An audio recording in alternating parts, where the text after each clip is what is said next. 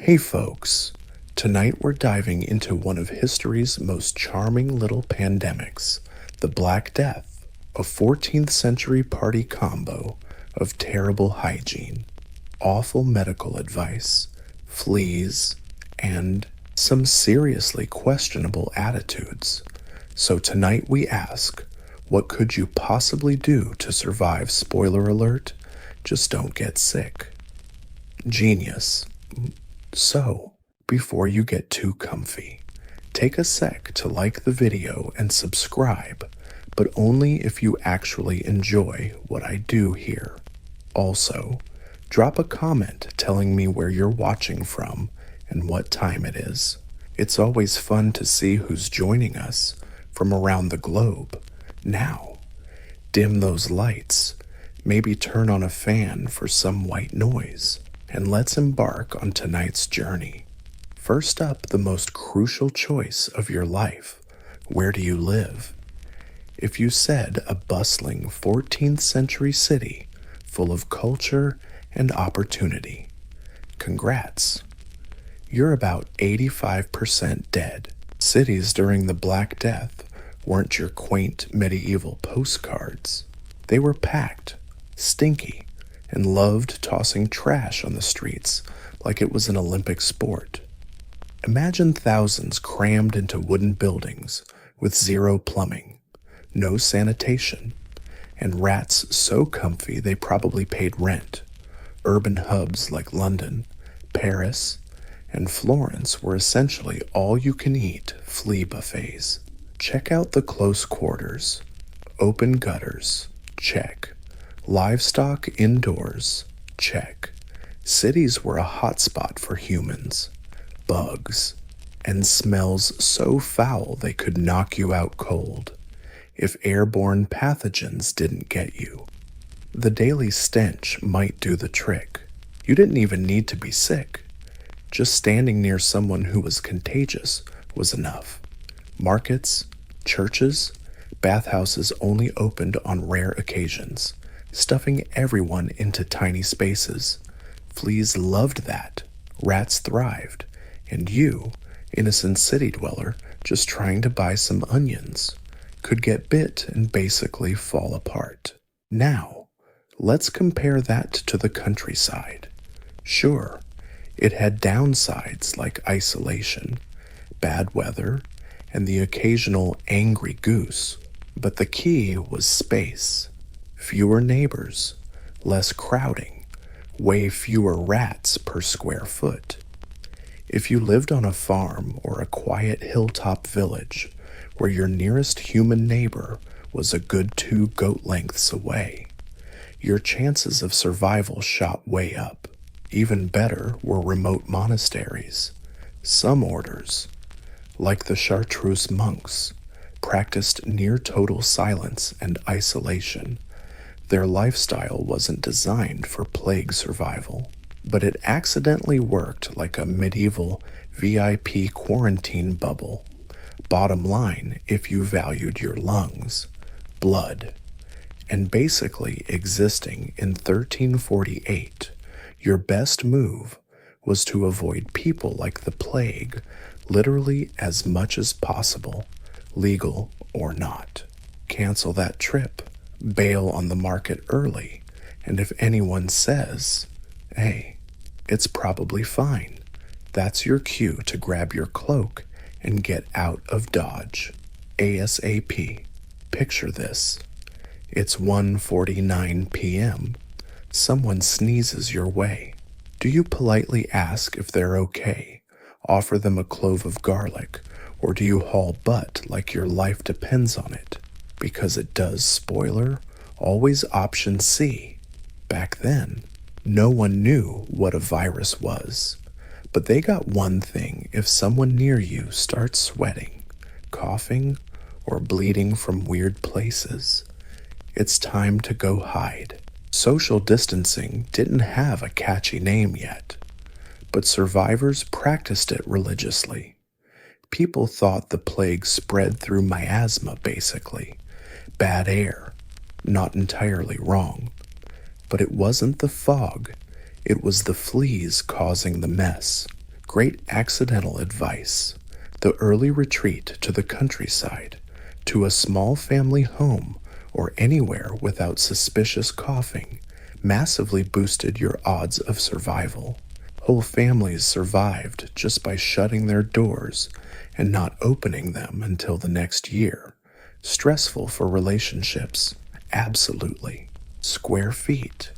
If you live on a farm or in a quiet village on a hill where the nearest human is 2 goat lengths away, your chances of survival shoot way up.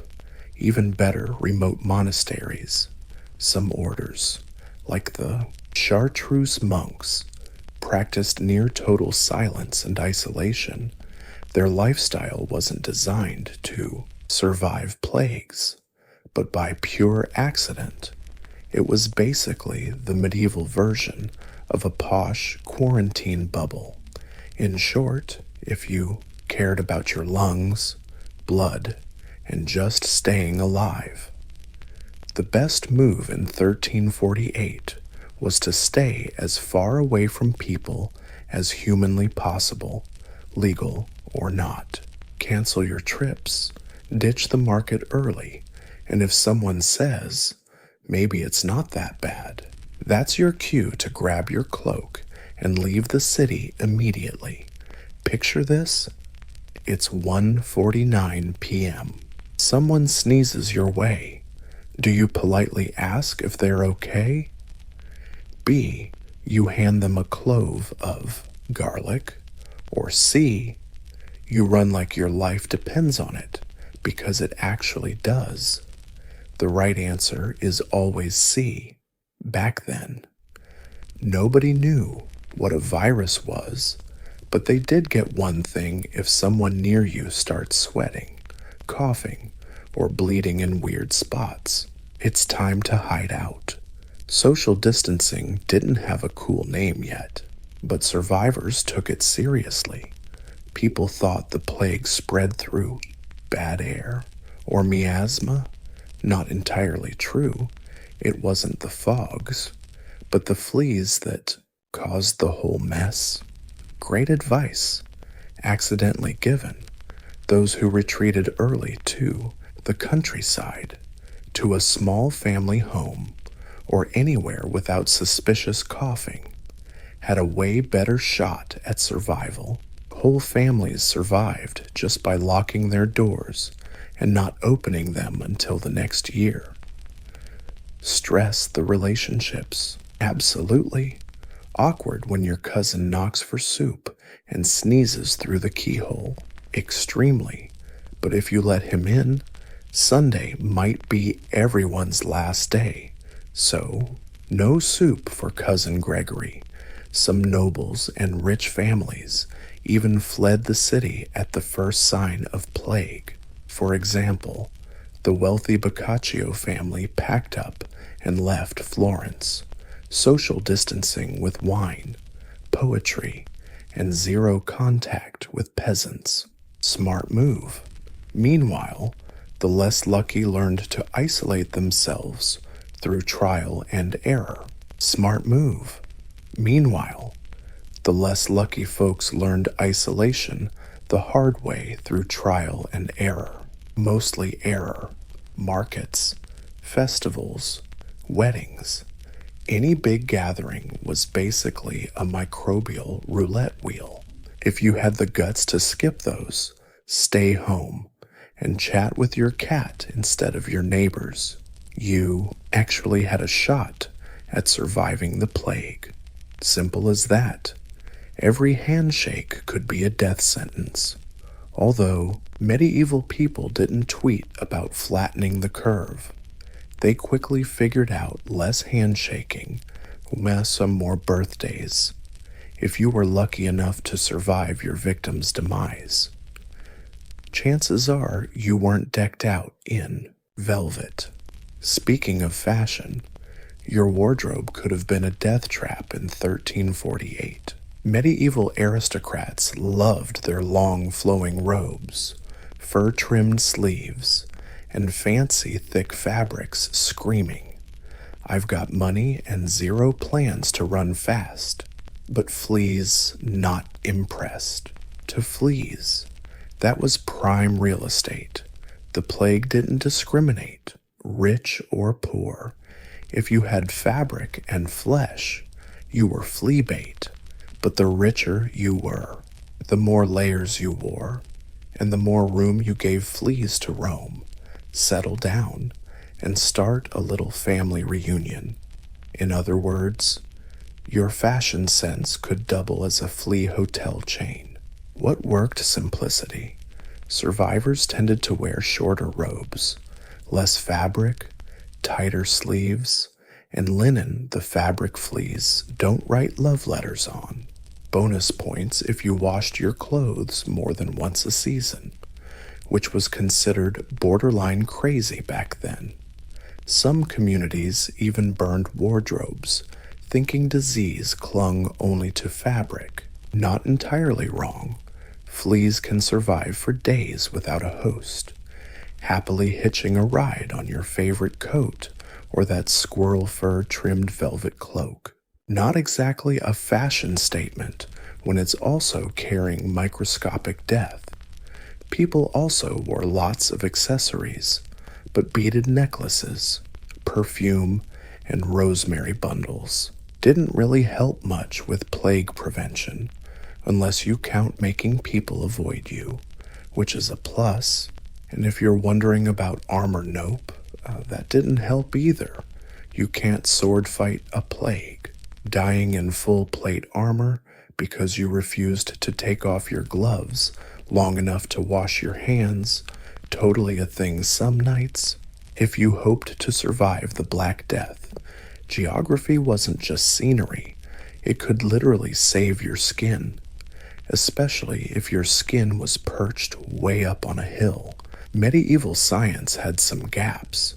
They didn't know what bacteria were, but they noticed patterns like hilltop dwellers dying less fast than folks in swampy lowlands. Coincidence maybe, but if your neighbor's corpse just rolled over your fence, you probably weren't sticking around to demand peer-reviewed studies. Altitude had some serious perks.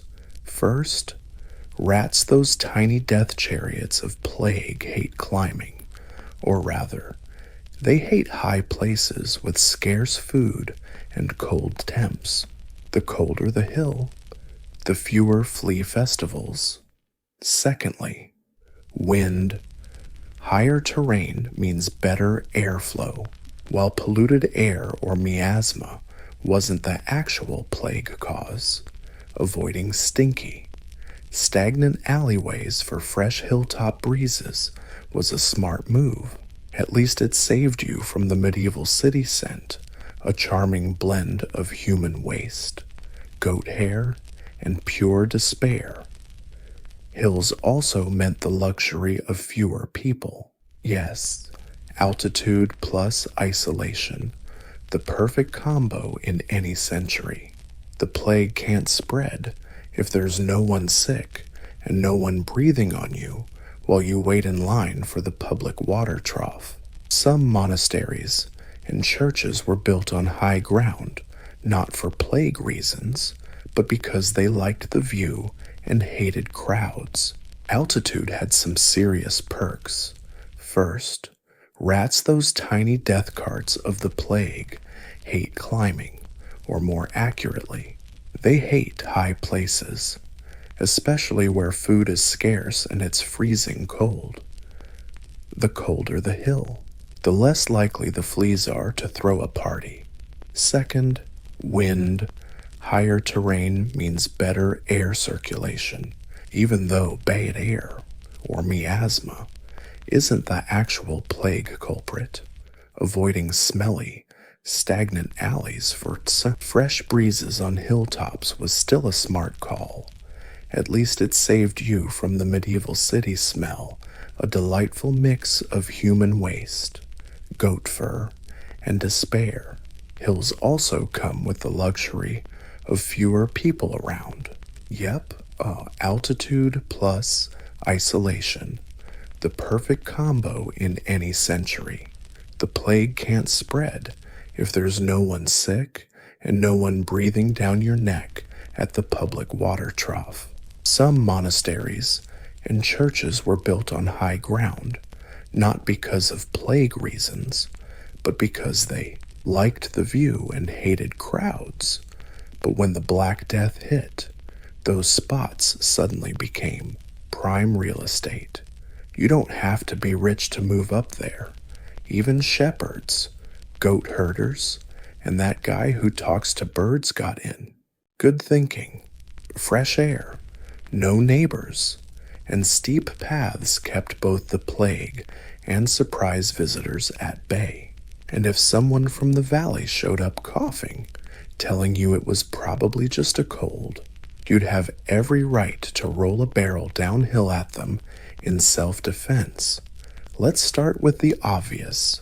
Medieval folks weren't exactly famous for loving soap, water, or personal space. By the 14th century, the seaside bathing trend had hit a rough patch. Early Middle Ages had public baths, some pretty fancy, but when the Black Death hit, bathing became seriously suspicious. Medical experts, yes. I use that term loosely, thought hot water opened your pores, making you more likely to catch the plague. In other words, bathing raised your death risk. Obviously, this was total nonsense. Fleas loved dirty skin, especially skin buried under 3 layers of wool and last month's stew. People who bathed, even if rarely, were less attractive to parasites. Of course, they had no clue.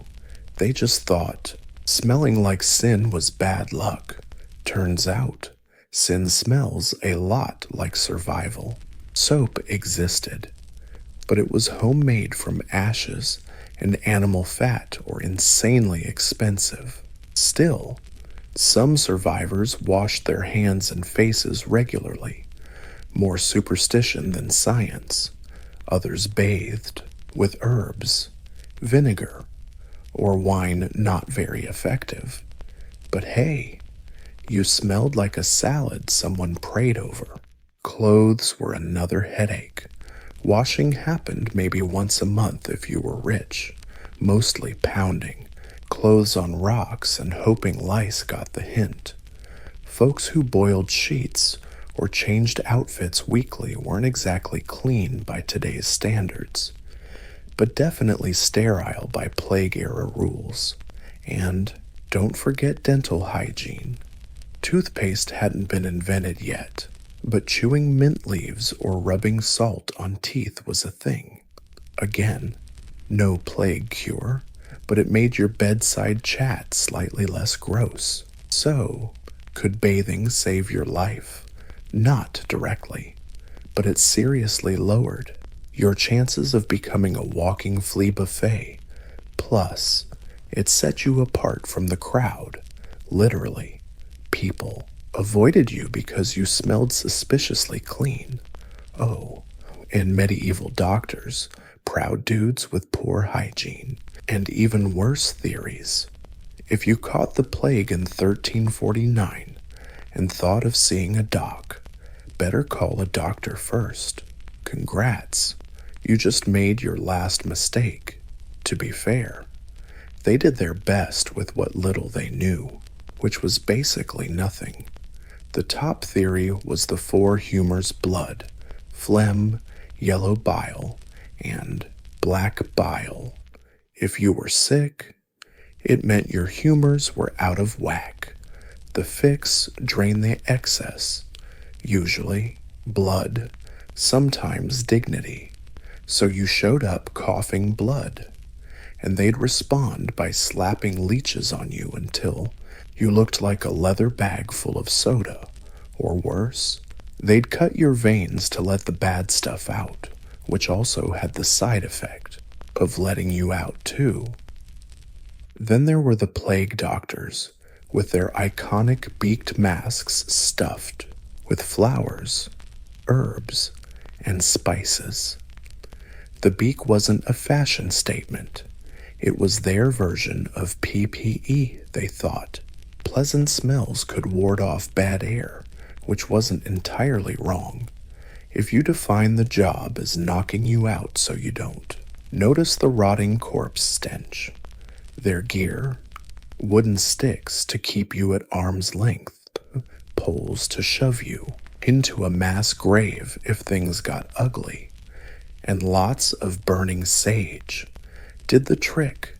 Treatments were equally bleak: rubbing onions under your arms, drinking crushed emerald water, carrying a dead toad in a pouch, sitting in a smoke-filled room. In other words, if it sounds dumb, painful, or likely to freak you out, it was probably prescribed. Ironically, the folks who fared best were usually those straight into a mass grave if things went south, with lots of burning sage to boot. Treatment options just as bleak: rubbing onions under your arms, drinking crushed emerald water, carrying a dead toad around your neck, sitting in a smoke-filled room. In other words, if it sounds dumb, painful, or likely to freak you out, it was probably prescribed. Ironically, the folks who fared best were the ones who steered clear of medical care altogether: nuns, midwives, and folk healers who stuck to basic hygiene, clean bandages, and kept calm during the plague, when cities looked like open-air morgues and doctors prescribed onions for everything except decapitation. One quiet group outperformed everyone else in the survival game: the monks. But not just any monks. We're talking about the silent vows type, like the Carthusians, not the wandering friars with. Why did monastery life have such plague-proof powers? First off, these places were usually isolated, perched on hillsides or hidden in the boondocks, built for prayer and deep thinking, not for dodging traffic jams or some dude coughing into his soup. Then came the rules. Monastic life wasn't about freedom. It came with strict schedules, meal times, medieval-level hygiene, and a suspicious lack of social support. No sharing stuff. Keep your distance. Total buzzkill vibes. Absolutely no wild parties in the bathhouse. Plus, they had access to food and clean water, a huge win when most people were too sick to farm or boil water. Monasteries stocked grain, grew their own herbs, and most importantly, ignored the rat-infested, regret-filled city markets. Oh, did we mention they were celibate? That means no sneaky late-night visits to the local tavern's ladies' room. Just you, your thoughts, and the occasional Latin hymn to keep you company. Still, not all monks made it. Some brave souls chose to be caregivers, heading into plague-ridden cities to help the sick. Noble, sure, but statistically, not the brightest career move. Traveling clergy faced the worst of both worlds, rubbing shoulders with soon-to-be-dead strangers, and no escape route, because running away would look bad in the Bible. So, if you want that monk life, best to join early, stay put, and just say no to field work. Of course, you don't have to be a monk to benefit from their lifestyle.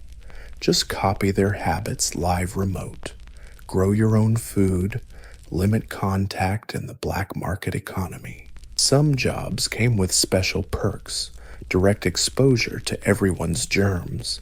Let's start with messengers.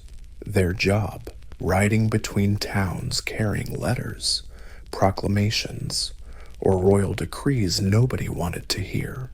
Great cardio, terrible survival odds, Every time a messenger dismounted to hand over a scroll, they were basically swapping paperwork and plague with whoever sneezed last delivery. Then there were the merchants, the 14th century Uber Eats, who didn't care about hygiene or customer satisfaction. Merchants shuffled between cities, markets, and ports, hauling spices, fabrics, and fleas from one filthy place to another. They were the original plague super spreaders, before we even had a name for it. If you did these jobs, you were basically a pigeon courier hoping to croak soon. So which jobs gave you better odds? Blacksmiths, bakers, shepherds, and millers' people working with fire, grain, or animals, mostly keeping to themselves. These folks didn't need to travel far or shake hands with plague-ridden strangers to attend some parchment-only meeting. Then there were grave diggers. Morbid, yes, but oddly safe. This job wasn't plague central, but they had better tools, gloves, shovels, and a highly underrated strategy: don't touch stuff. Some even learned to spot early plague signs and took pride in not dying like everyone else around them. If you were really lucky, you could become a hermit, a loner, or an unpopular goat herd. Working solo suddenly became cool. Your antisocial behavior got rebranded as savvy pandemic planning. Even craftsmen like cobblers and weavers made decent dough. They worked from home, saw just a few customers, and could fake surprise when a stranger knocked coughing, asking for shoes. Then there were the grave diggers. Morbid, sure, but oddly safe. This job wasn't plague-free, but they had better tools, gloves, shovels, and that underrated strategy of not touching stuff. Some even learned to spot early plague signs and bragged about outliving the rest around them. If you were really lucky, you could become a hermit, a lone wolf, or that unpopular goat herder. Working solo suddenly became trendy. Your antisocial habits got rebranded as smart pandemic planning. Even craftsmen, like cobblers and weavers, made decent money. They worked from home, entertained only a few clients, and could pretend they just had some stranger knock, cough, and ask for shoes. In 1349, the less you worked, the longer you lived. Let's be clear, during Europe's plague years, rats weren't just background noise. They were the main players, the furry, jumpy villains riding the plague carriage straight into your daily life. And they had one. Mission: get into your kitchen and serve up a farewell gift called Yersinia pestis if you wanted to survive the Black Death. One of the smartest moves, besides running uphill and avoiding people, was to raise your pantry off the ground. The Black Death, one of the smartest things you could do, besides running uphill and avoiding people, was to raise your food storage. Literally a grain bin on the floor. Party time. Open that basket of bread under the bed. Congrats. You just threw yourself a plague-themed buffet. Rats aren't picky, and neither are fleas. Once rodents set up shop in your pantry, your chances of surviving went nosedive faster than your grain stash. Now, some medieval households were a bit smarter. They kept food on high wooden shelves, in ceramic jars, or inside boxes, hanging from the ceiling like weird piñatas. Nobody was allowed to smash. Not fancy design choices, just desperate attempts to block the plague. And then there were cats, the underrated rodent assassins. the more cats lurking in the kitchen, the better. Unfortunately, some places accused cats of witchcraft and killed them, which made the rat problem way worse. Tough to survive when you lose your only defense squad. Also, let's talk trash. Tossing scraps out the window wasn't just rude, it was rat bait, like leaving a poop pile next to your house as an Airbnb for rodents. Smart survivors moved their waste far away from home, preferably into someone else's yard. Fun fact, technically, rats weren't the plague culprits. Fleas were, but fleas can't travel long distances on their own. When disaster struck, people tended to react one of two ways: calmly look for a sensible solution, or join a torch-wielding mob, convinced the neighbor was to blame. Guess which was way more popular in 1348? The Black Death didn't just kill bodies, it scrambled brains. With no germ theory, microscopes, or good leadership, folks had to invent explanations. Many went with "it's definitely their fault." Cue pitchforks, torches, and random violence. In some towns, mobs blamed outsiders, Jews, foreigners, basically anyone who didn't sneeze recently. People believed wells were poisoned, the plague was God's punishment, and that the local widow with too many cats caused it all, with her suspicious herbal remedies. Spoiler alert, none of this helped. Actually, mob behavior often made things worse. You'd gather a big, paranoid crowd shouting, "He sneezed on my cow," then storm the poor victim's house to do what burned the plague away. Genius. Truly genius. Even worse, the mob packed together, sweating, yelling, and swapping germs like they were trading Pokemon cards. Not only were they ethically off, but they caught the plague while blaming others.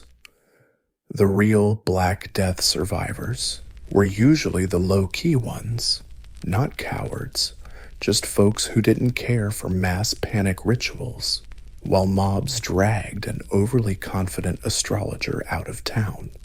Survivors shut windows, boiled water, and quietly didn't die. Lesson here: panic spreads faster than the plague, and angry mobs rarely solve problems smartly, unless you're into the smell of smoke, moral failure, and guaranteed cough droplets. Best not to grab a torch, because in a pandemic, the only thing more contagious than disease is massive ignorance. Oh, garlic, mint, basically medieval eau de toilette, and spice of choice. When the plague hit, humans had no vaccine, no antibiotics, and zero solid germ knowledge. What they had when the plague hit, humans had no vaccines, no antibiotics, not even a solid clue about germs. What they had was garlic, and boy, did they use it for everything. Raw eating, hanging on doors, wearing it around the neck like a pungent, defiant clove. Did it work scientifically? Honestly, not really. But in a world where your options included vinegar baths, drinking molten gold, or having a hole drilled in your skull to release evil spirits, garlic seemed like the sane choice. Skull boring to let out the bad air. Garlic was relatively reasonable. Why garlic? First off, it smells like a beast, and that's a big problem back then.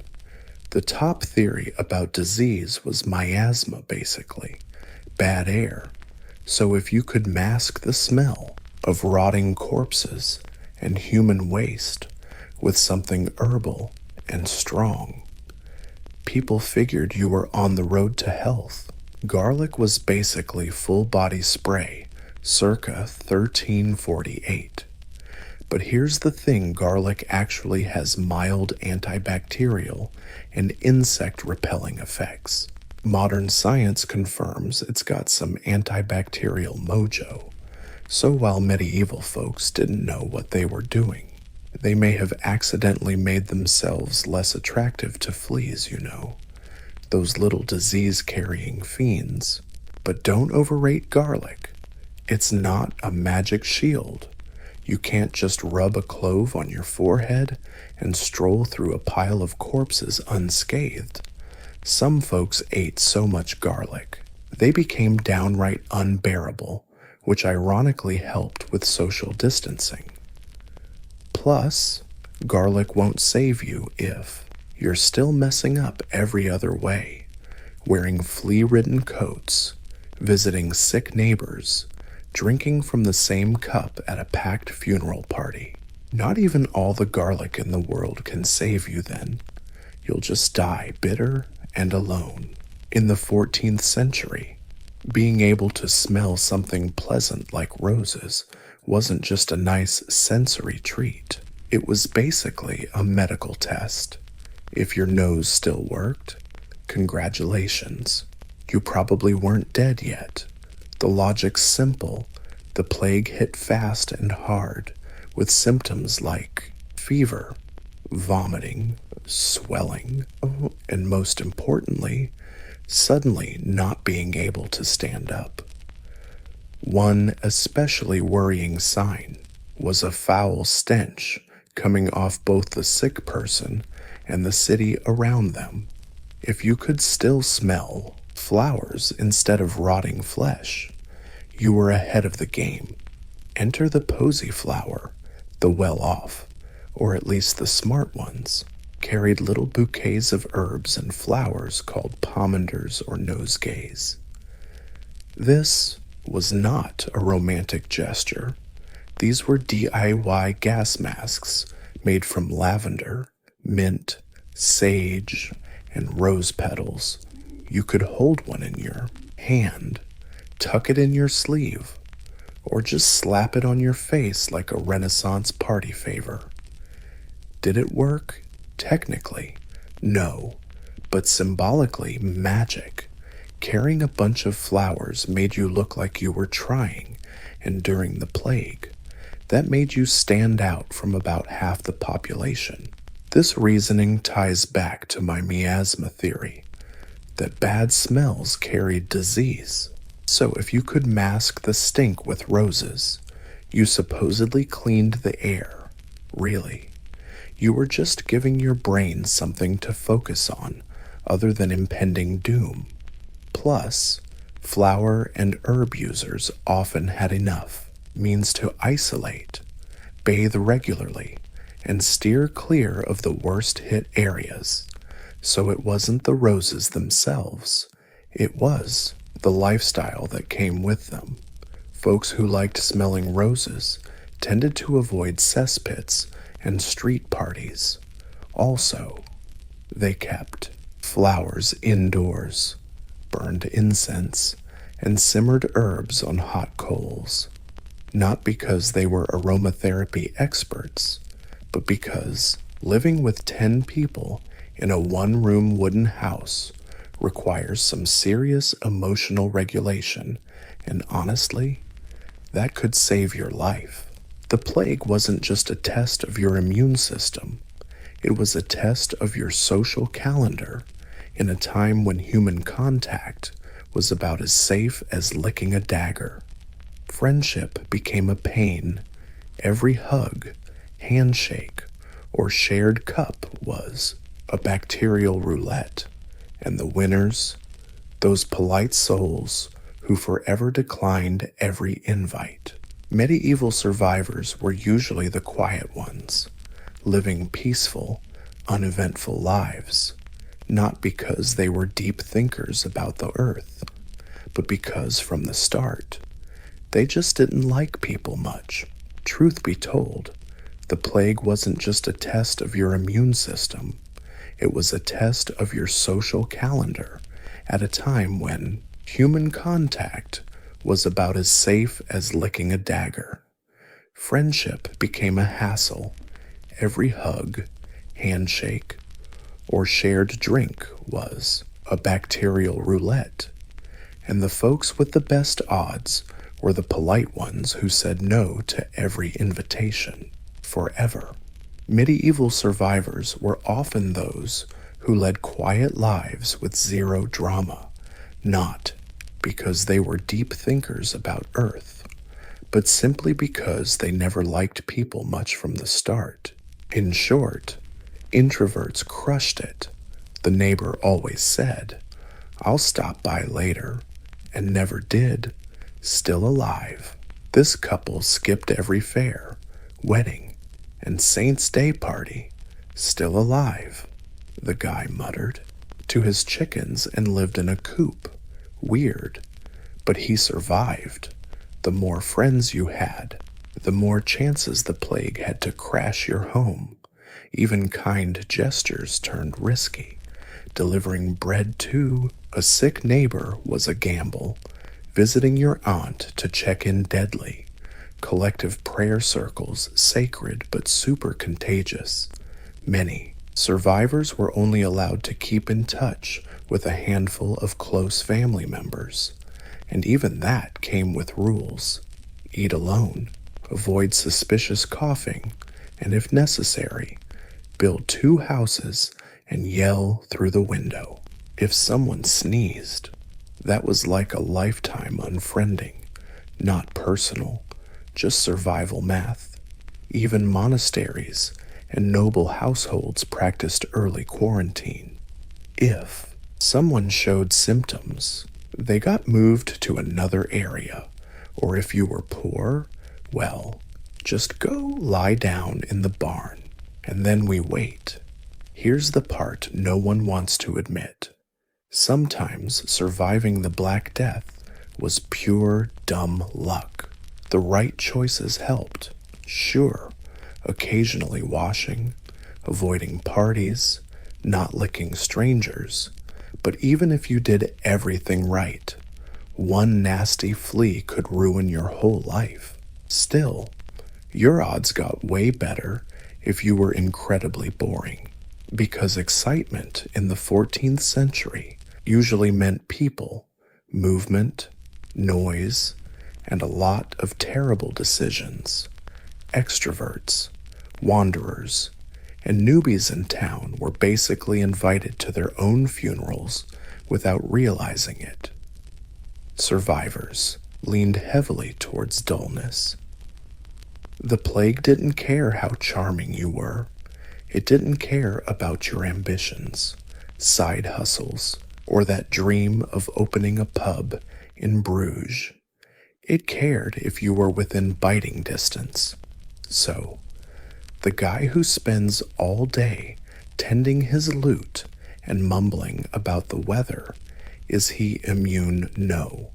But he's invisible to danger, mostly.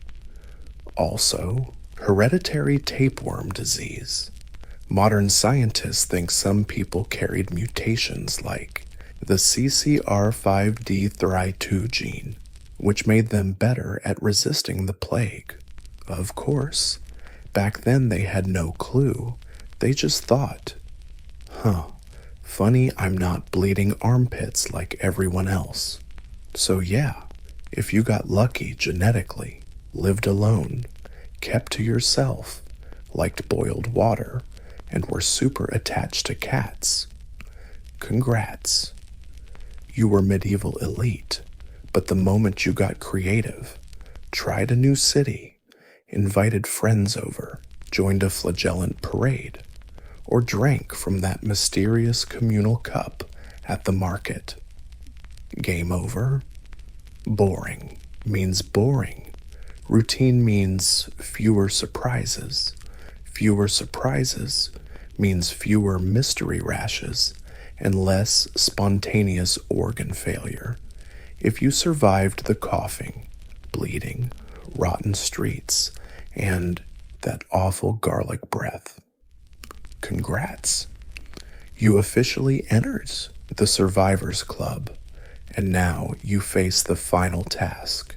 Make sure someone knows you were here, because surviving the Black Death wasn't just about dodging death. The point was to be remembered for it. Scribes, monks, journal keepers, and slightly traumatized villagers with good memories and access to parchment appeared. These were the real MVPs. They didn't just live longer, they had the energy to write it all down.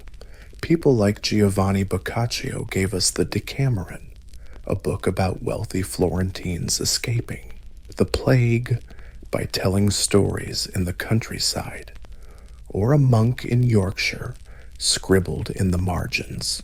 A big plague happened. Many died. Minimalist, but effective. Writing it down wasn't just catharsis. It was how you processed what happened, issued warnings, and modestly bragged about your immune system. Survivors who recorded their stories shaped how future generations understood the plague, and in doing so, they turned not dying into a legacy project. But here's the catch. You had to survive until the printing press arrived. That means staying cautious even after the worst was over. Many let their guard down too soon. They partied, reunited, threw wild celebrations way too early, then died in the second wave. So, if you really want to make it to the finish line and write your story, don't rush back to town. Don't hug anyone just because the bishop says the plague might be over. Don't accept free beer from the guy with writing about it. People like Giovanni Boccaccio gifted us the Decameron, a book about rich Florentines dodging the plague by telling stories out in the countryside, or a monk in Yorkshire scribbled in the margins. A big plague happened and lots of folks died. Minimalist but effective. Writing it down wasn't just a stress relief. It was a way to process what went down, to warn others, and to modestly brag about your immune system. Survivors who recorded their stories shaped how future generations understood the plague, and in doing so, they turned not dying into a legacy project. But here's the catch. You have to survive past the printing deadline. That means staying cautious even when the worst seems over. Many people let their guard down way too soon. They partied, reunited, threw wild celebrations too early, then died in the second wave. So if you really want to make it to the finish line and write your story, don't rush back to town. Don't hug anyone just because the bishop says the plague might be done. Don't accept free beer from the guy with obvious sores. Instead, wait. Always boring. Keep your diary close. Watch. And when it's really, truly safe, pick up that goose quill and jot down your story. Maybe no one will read it. Maybe it will rot in a dusty chest. But maybe, just maybe, some future historian will stumble on it and say, this person, they knew what they were doing, because surviving a pandemic is impressive, but surviving with a receipt, that's eternal, way before psychiatry had a name. Mental illness wasn't seen as a medical issue, but as a divine message or a curse. In ancient Mesopotamia, if someone hallucinated, babbled nonsense, or acted weird, the first guess wasn't crazy. It was possession. The Sumerians believed evil spirits could invade your body and take control. A messed up mind meant a demon had grabbed your soul. Their earliest treatments weren't based on science or logic. Nope. They mixed rituals, prayers, and magic. Assyrian stone tablets describe detailed spells to kick out the spiritual squatters. Exorcists were trusted more than doctors. This wasn't some vague superstition, it was official diagnosis. Ancient Egypt wasn't much different. The Ebers Papyrus, one of the oldest medical texts, recorded both physiological and spiritual explanations for strange behavior. If you cried for no reason, forgot your own name, or shunned people, you might have a wandering uterus or be cursed by the gods. Treatments included aromatherapy, purification rituals, and calling in divine intervention. They believed the heart, not the brain, held thoughts. But the Greeks took things up a notch. In Homer's epics, madness was often the work of gods. Ajax killing sheep because he thought they were enemies, straight up divine meddling. The idea of divine madness was so ingrained in Greek culture, it was sometimes seen as inspiration. Plato even argued some madness was a gift from the gods, leading to prophecy, artistic genius, or poetic brilliance. Poets weren't crazy, they were chosen, but not all was spiritual. Hippocrates, the so-called father of modern medicine, offered a more physical take. He blamed imbalances of the four body fluids: blood, phlegm, black bile, and yellow bile, melancholia. What we now call depression was an excess of black bile. His cure: diet, rest, and lifestyle changes. Not bad for a guy born in 460 BC. This two-sided view, mental and physical, shaped society's understanding of mental illness for centuries. You could be cursed or chemically unbalanced, a prophet or just plain nuts. The line between healer and priest was razor thin, depending on where you lived. The voices in your head might get you a temple visit or a grave. In medieval Europe, mental illness lost the respect the Greeks had given it. Gone were the days of philosophical debates about divine inspiration or human imbalance. The church stepped in with fire, brimstone, and fear. Hearing voices or seeing things, probably not a chemical imbalance. It was sin, or worse, Satan himself. Madness was now seen through a religious lens. The mentally ill were often labeled morally corrupt, spiritually weak, or possessed. Demons were the prime suspects. A peasant woman in ragged clothes, mumbling alone on the street, could be branded a witch. A noblewoman, crying for days with no reason, might be accused of hiding unconfessed sins. Confession, whipping, and prayer were the go-to treatments. Doctors answered to priests. Institutions back then weren't much better. Few places were set aside for the mentally ill. Most wandered the countryside, survived in dungeons, or rotted in overcrowded monasteries. In some towns, they were chained in public squares for their own safety, where locals poked them with sticks or threw coins at them for fun. Madness became a form of entertainment. Then there was the Royal Bethlehem Hospital in London, better known as Bedlam, founded in the 13th century.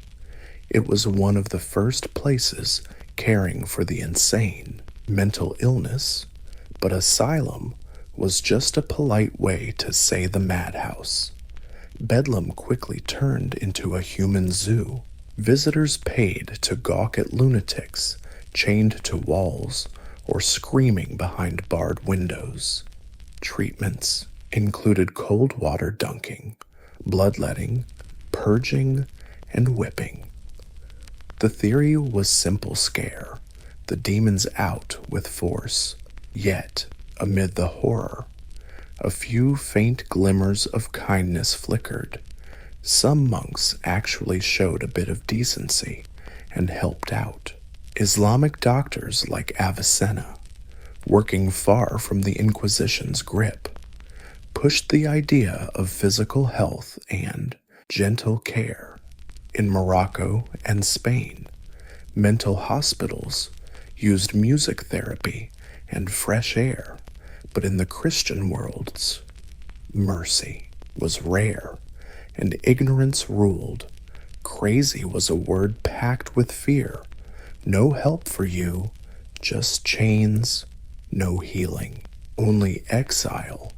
For most medieval sufferers, the world offered nothing but dark cells, a priest, and prayers no one heard. The age of madness had started, and it took centuries for compassion to catch up.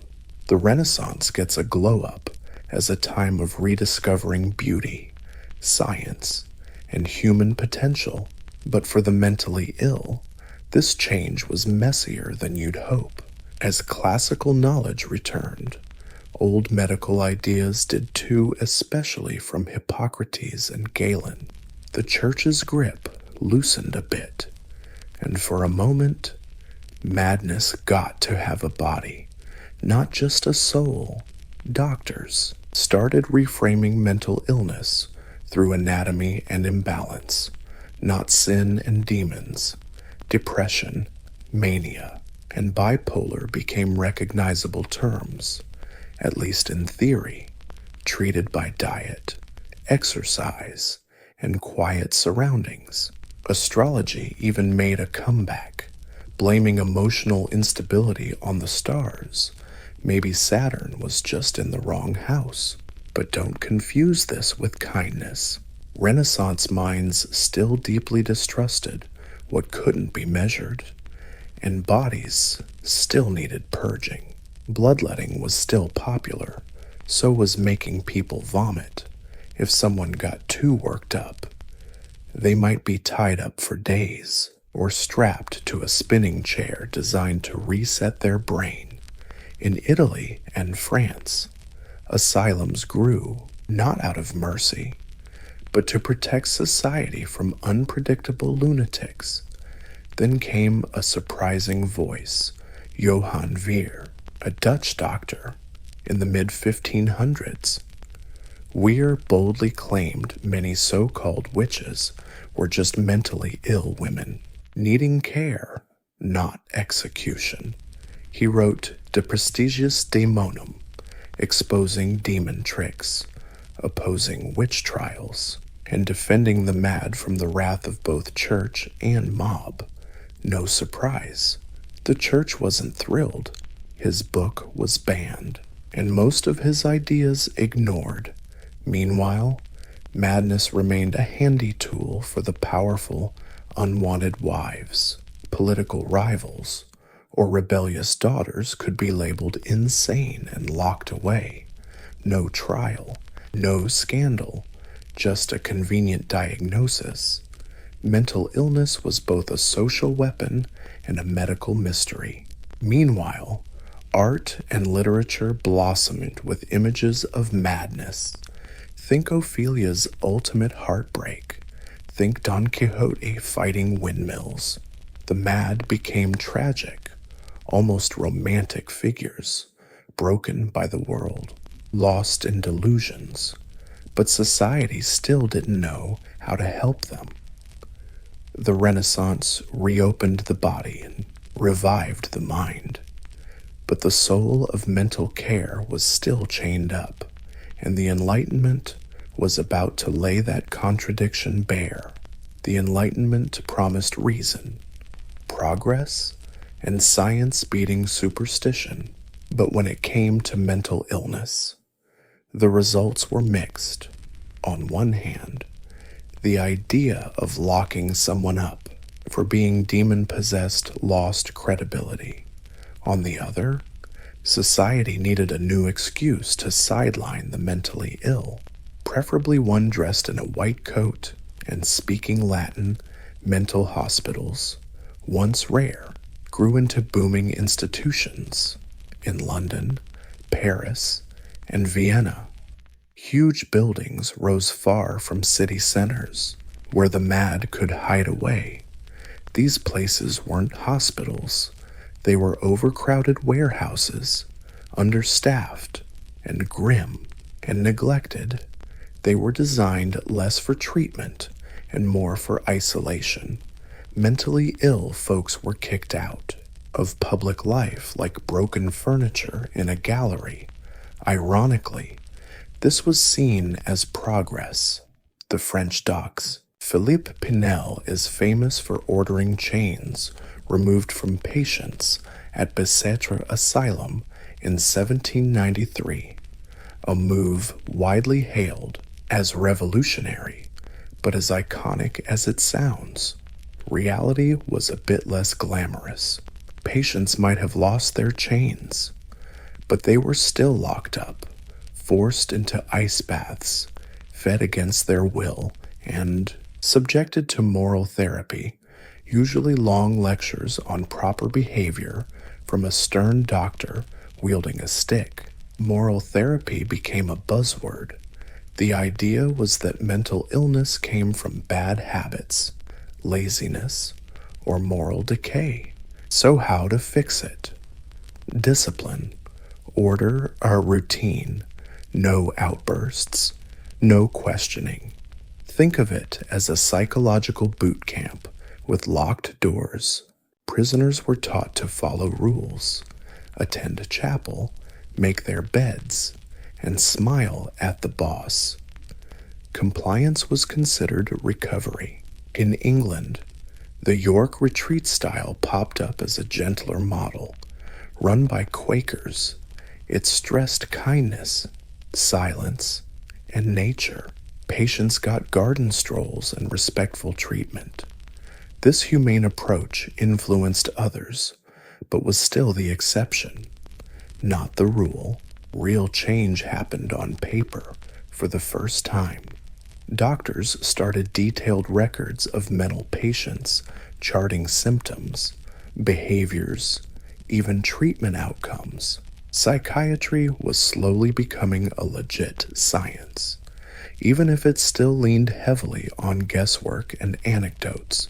The Enlightenment turned mental illness into a research topic instead of a shameful secret. But the price was cold indifference.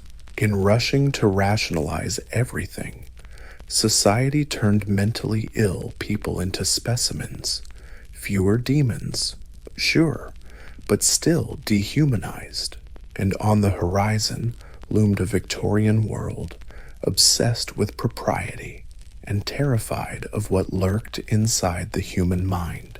The Victorian era was the golden age of contradictions, elegance, and repression, scientific breakthroughs, and moral panic. And nowhere were these contradictions clearer than in how Victorians handled mental illness for a society obsessed with appearances. Insanity was like a scary crack in fine china. For women, that pain had a name: hysteria, derived from the Greek word for uterus. This diagnosis became the catch-all excuse for any woman's behavior that annoyed men: mood swings, wild desires, tantrums, refusing to marry. Yep, hysteria, a patriarchal dream, mocking independence, punishing emotions, and calling it science. Treatments were even crazier.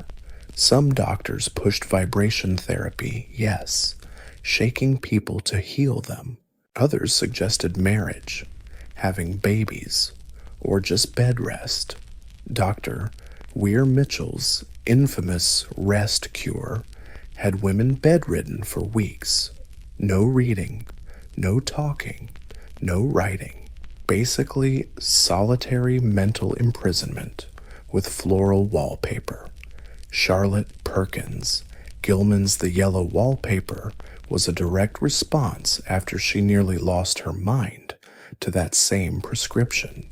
Meanwhile, in the male-dominated medical world, things got even weirder. Jean-Martin Charcot, a neurologist in Paris, got famous for dramatic hypnosis shows of hysterical women at Salpêtrière Hospital. Male students and upper-class spectators gathered to watch women twitch and convulse on command, part science, part theater. Charcot thought he was advancing neurology. Critics called it exploitation. Sigmund Freud sat in that audience, taking notes. Those notes would birth psychoanalysis years later. Victorian asylums became sprawling complexes, usually walled off and surrounded by rustling trees. Martin Charcot, a neurologist in Paris, got famous for his dramatic hypnosis shows of hysteria. At the Salpêtrière Hospital, crowds of male students and the upper class gathered to watch women twitch and convulse on command. It was part science, part theater. Charcot believed he was pushing neurology forward. Critics called it exploitation. Sigmund Freud sat in that audience taking notes. Those notes would give birth to psychoanalysis years later.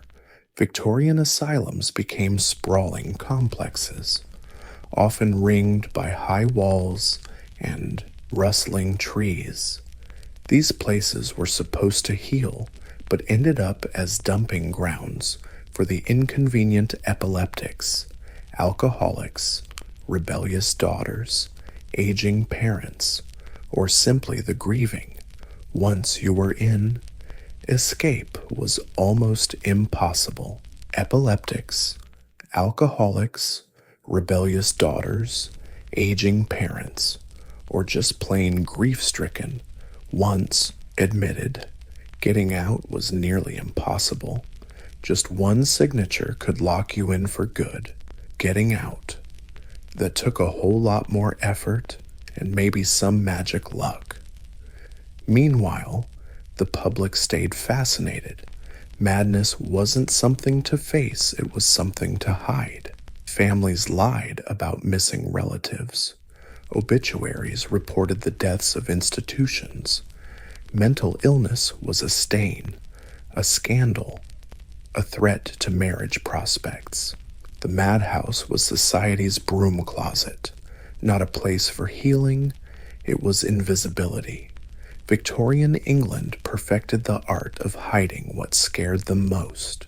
Buried beneath corsets and canes was a nation silently sinking in unexploded emotional landmines. The 20th century kicked off with guns and barbed wire, and finally forced the world to face the mental fallout of human suffering. In World War I, doctors faced a problem they couldn't fix with surgery, bleeding or hypnosis.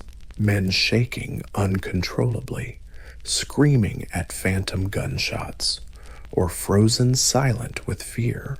They weren't weak or crazy. They were soldiers, heroes broken by war. They called it shell shock. At first, doctors took it literally.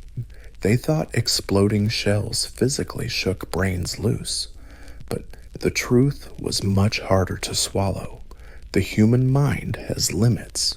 Trench warfare with relentless bombardment, death, and claustrophobic mud broke it apart. Officers who once mocked anxiety now faced entire battalions suffering memory loss, tremors, and nightmares. Some men couldn't walk. Others forgot their own names. Some just stared blankly for days, unreachable, yet many commanders labeled it cowardice. Some British soldiers were even executed for desertion. Men really did lose their minds from trauma, but attitudes slowly shifted. Doctors like Rivers at Craig Lockhart War Hospital began trying new treatments, talking, writing, listening with empathy. Rivers became famous for treating poet Siegfried Sassoon, encouraging him to channel his pain into poetry. It was a quiet revolution. For the first time, mental illness wasn't sin or weakness. It was a wound, because if war heroes could break, maybe no one was truly safe from the battlefield inside their minds. Some doctors tried to avoid the issue, calling it a catch-all term from PTSD to lingering trauma. Others saw it as the birth of trauma psychology, but the public didn't forget. War obsession haunted cultural imagination. Tired soldiers shuffled across post-war Europe, hollow-eyed, minds miles from home. And when World War II hit, the medical community was better prepared. This time they called it combat fatigue, and treatment was faster, kinder. Though stigma lingered, shell shock opened a new chapter. Mental illness wasn't just for crazy or odd women locked in asylums anymore. It could strike even the toughest men. It could come from service and sacrifice, and that terrified everyone, because if war heroes could fall apart, maybe no one was truly safe from the battlefield inside their minds. As the world moved into the mid-20th century, psychiatry took bold and often brutal steps in physical intervention. The idea was simple: if the mind is sick, maybe the brain could be fixed directly, but the brain was doing all the heavy lifting here. What followed was a parade of invasive procedures promising miracles, but often delivered silence, obedience, or destruction. Welcome to the operating room. Developed by Portuguese neurologist Antonio Egas Moniz in the 1930s. The method involved severing connections, usually brought silence, obedience, or destruction. Welcome to the operating room. Developed by Portuguese neurologist Antonio Egas Moniz in the 1930s. The procedure involved severing connections in the frontal cortex to reduce agitation and delusions. It earned Moniz a Nobel Prize, but the real explosion happened when American psychiatrist Walter Freeman introduced the ice pick lobotomy. No operating room needed, just a hammer and a few minutes through the eye socket. Fast, cheap, and horrifying. Tens of thousands underwent this procedure in the U.S. alone, including kids, housewives, and veterans. Some actually. Others lost the ability to speak, move, or even their entire personality. Some died on the table, but hospitals kept doing it because, hey, it freed up beds. A violent or uncooperative patient suddenly became quiet, empty, and way easier to control. Success by 1940s standards. Then came shock therapy, or ECT, still used today under strict rules. But the early days, not so gentle. Docs blasted patients with enough electricity to trigger seizures, usually without anesthesia or consent. The goal: reset the brain like you'd shake a busted light bulb.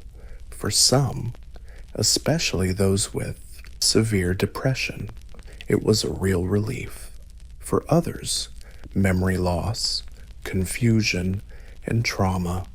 Welcome to the golden era of aggressive psychiatry, insulin coma therapy, hydrotherapy, Isolation rooms. Doctors tried everything they could think of. Mental illness was treated like a broken machine with really crude tools. Compassion got shoved aside for control, and the asylums kept popping up. With more state-run mental hospitals, millions got admitted. Some stayed for decades, forgotten by family and society. Regular folks feared these places. Stories of abuse, neglect, and restraints leaked to tabloids and horror flicks. Mentally ill people became monsters in pop culture, mad scientists, escaped killers. The insane. The intent was scientific, but the results usually tragic. Then the 1960s rolled in with a new idea. Maybe the patients weren't the ones needing fixing. Maybe it was the system itself.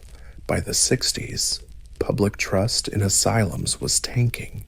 Investigative journalists exposed filthy hospitals, drug overdoses, and inhumane conditions in public institutions. Families stopped believing promises of rehab care, and lawmakers started asking the tough questions. Did nursing homes really help anyone, or just stash unwanted people away? Enter the movement called deinstitutionalization, driven by three big forces: new meds, civil rights activism, and government budget cuts. The idea was simple: shut down huge institutions and treat folks right in their communities. Antipsychotics like Thorazine, introduced in the 1950s, helped control schizophrenia and other serious conditions outside hospitals. For the first time in centuries, at least in theory, mentally ill people could live free with pharmaceutical support. President John F. Kennedy, whose sister Rosemary was institutionalized and nearly mute, became a strong advocate for mental health reform. In 1963, he signed a bill funding hundreds of community mental health centers aimed at outpatient care, housing support, and therapy. The goal: independence, dignity, and reintegration. The closures happened fast. Giant institutions that once held thousands emptied out in just a decade. Padded cells gave way to local clinics. Patients were no longer locked up, but encouraged to live in supervised shelters with social workers checking in, theoretically. A humanitarian win. In reality, total chaos. Why? Because the infrastructure never fully materialized. Many community clinics were underfunded, understaffed, or never even built. Patients released from long-term care found themselves homeless and nowhere to go. Families were unprepared. Police weren't trained. Suddenly, the burden shifted from health pros to social services, jails, and shelters. Homelessness skyrocketed. So did incarceration. A significant chunk of inmates started showing untreated mental illness symptoms. Decentralization wasn't a total flop, but it sure turned into a cautionary tale. Compassion without any prep. Yeah, not a fix. It's just moving the problem around. Still, this movement shook things up. It forced society to admit that locking people up indefinitely wasn't exactly humane care. It shoved mental illness into the public spotlight: conversations, policies, and eventually the media. It laid the groundwork for patient rights, ethical treatments, and a more rounded approach. But for many, especially the poor and vulnerable, the promise of decent care still feels like just that, a promise. Today, mental illness isn't just locked away in asylums or blamed on witchcraft anymore, but that doesn't mean it's fully understood or even widely accepted. The 21st century brought big leaps in neuroscience, psychology, and therapy. Yet stigma sticks around like an annoying shadow. Despite all our fancy scientific jargon, we still flinch at words like bipolar, schizophrenia, or borderline disorder, thanks to brain scans. We now know depression and anxiety aren't just in your head in a dismissive way. They're linked to real, measurable chemical, structural, and functional brain changes. Genetics research ties some disorders to inheritance. Environmental trauma, childhood neglect, even gut health are now seen as triggers for mental instability. For the first time, we're looking at mental illness as a dynamic mix of biology, psychology, and environment. But understanding doesn't always lead to empathy. Social media helped normalize mental health chats, especially among young folks. Celebrities openly talk anxiety, therapy, meds. Apps offer meditation guides, therapy sessions, mood tracking, yet real access to treatment still wildly unequal. Rural communities, low-income groups, and minorities face walls impossible to climb when it comes to care. Meanwhile, Big Pharma, crucial as it is, gets flack for overprescribing especially antidepressants and stimulants. Some patients feel like checkboxes on a form, skimmed over, shoved meds, rarely listened to. Therapy used to be taboo, but now it's a billion-dollar industry, still out of reach for many. And the old ghosts linger. The homeless population, mostly untreated mental illness. Prisons have become the largest mental health facilities in many countries. Emergency rooms overflow with mental crises they can't handle. This is decentralization without the promised safety net. But hey, there's some hope. Trauma-informed care is catching on. Peer support programs are booming. Schools are starting to teach mental health. Neurodiversity movements challenge the idea of one right mind, and therapy is no longer hush-hush, but encouraged. Still, the job's not done. Mental illness isn't about being chained to walls or lobotomized anymore, but many still suffer in silence, buried under cultural shame and system failure.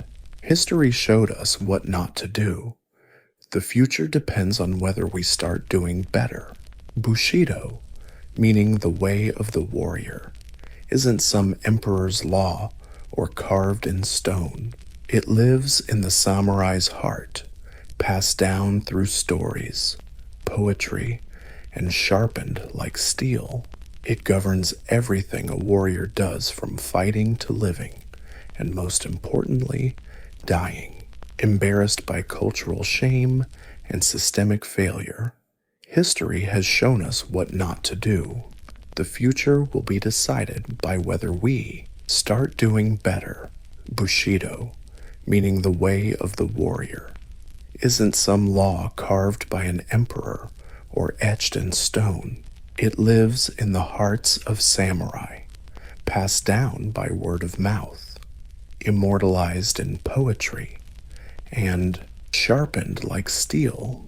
It governs everything a warrior does, from fighting to living and, most importantly, dying.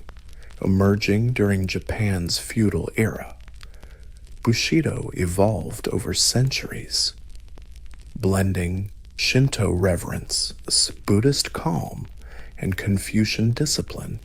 It demands 7 core virtues: loyalty, courage, kindness, respect, honesty, honor, and integrity. These aren't just fuzzy ideals, they're real deal duties. A samurai who broke these rules could get kicked out of society or face something way worse. Loyalty non-negotiable. A samurai swore absolute loyalty to his daimyo, his feudal lord.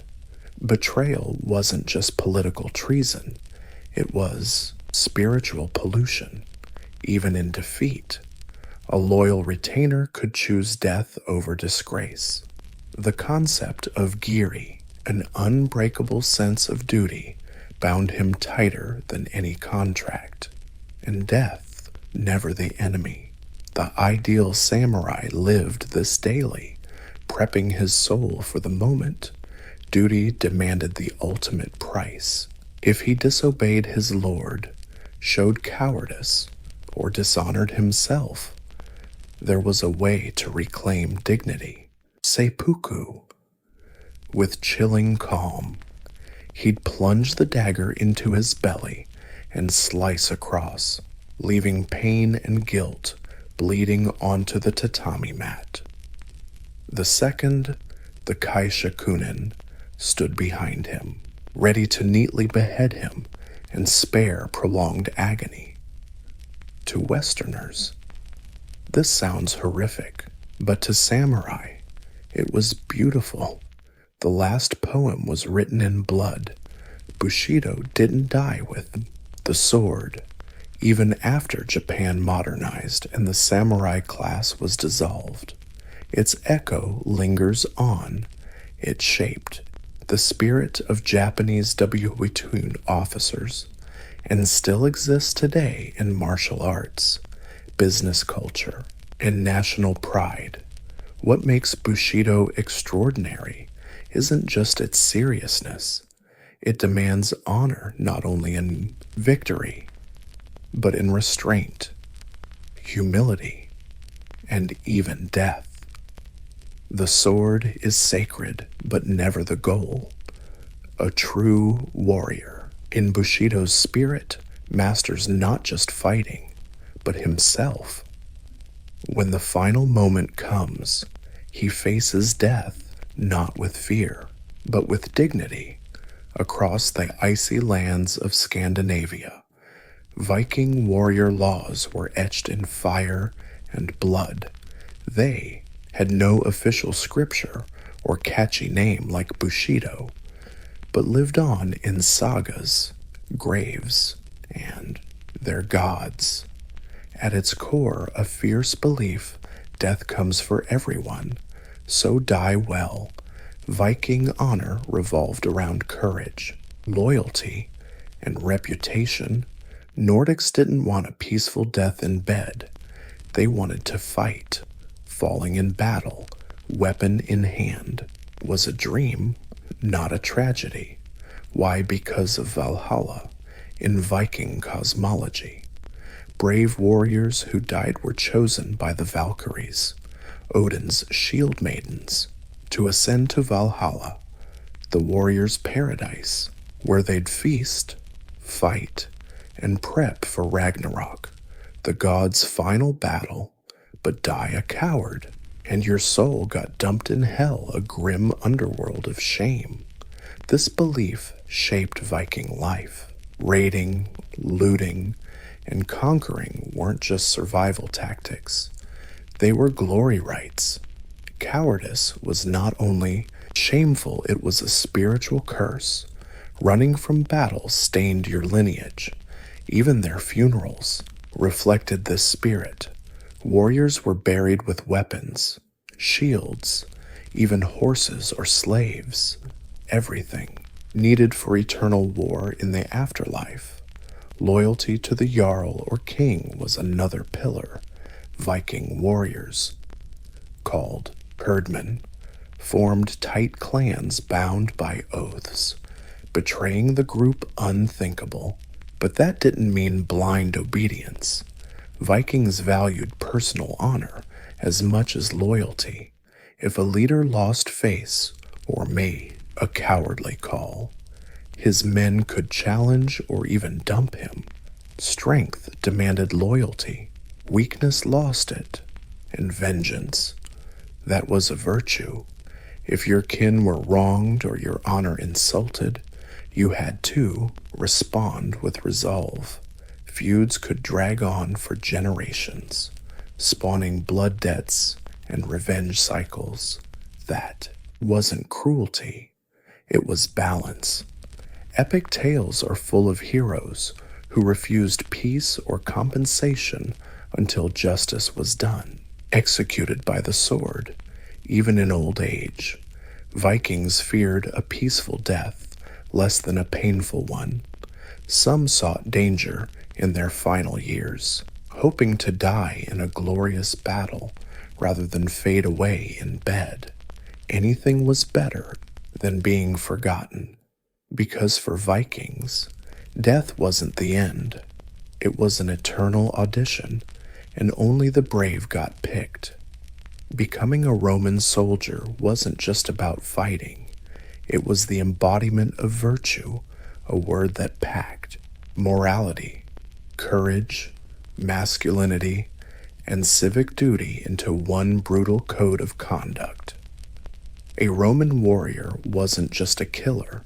He was the disciplined extension of the Republic or Emperor's will, a living symbol of order in a chaotic world. The ideal Roman soldier didn't crave personal glory.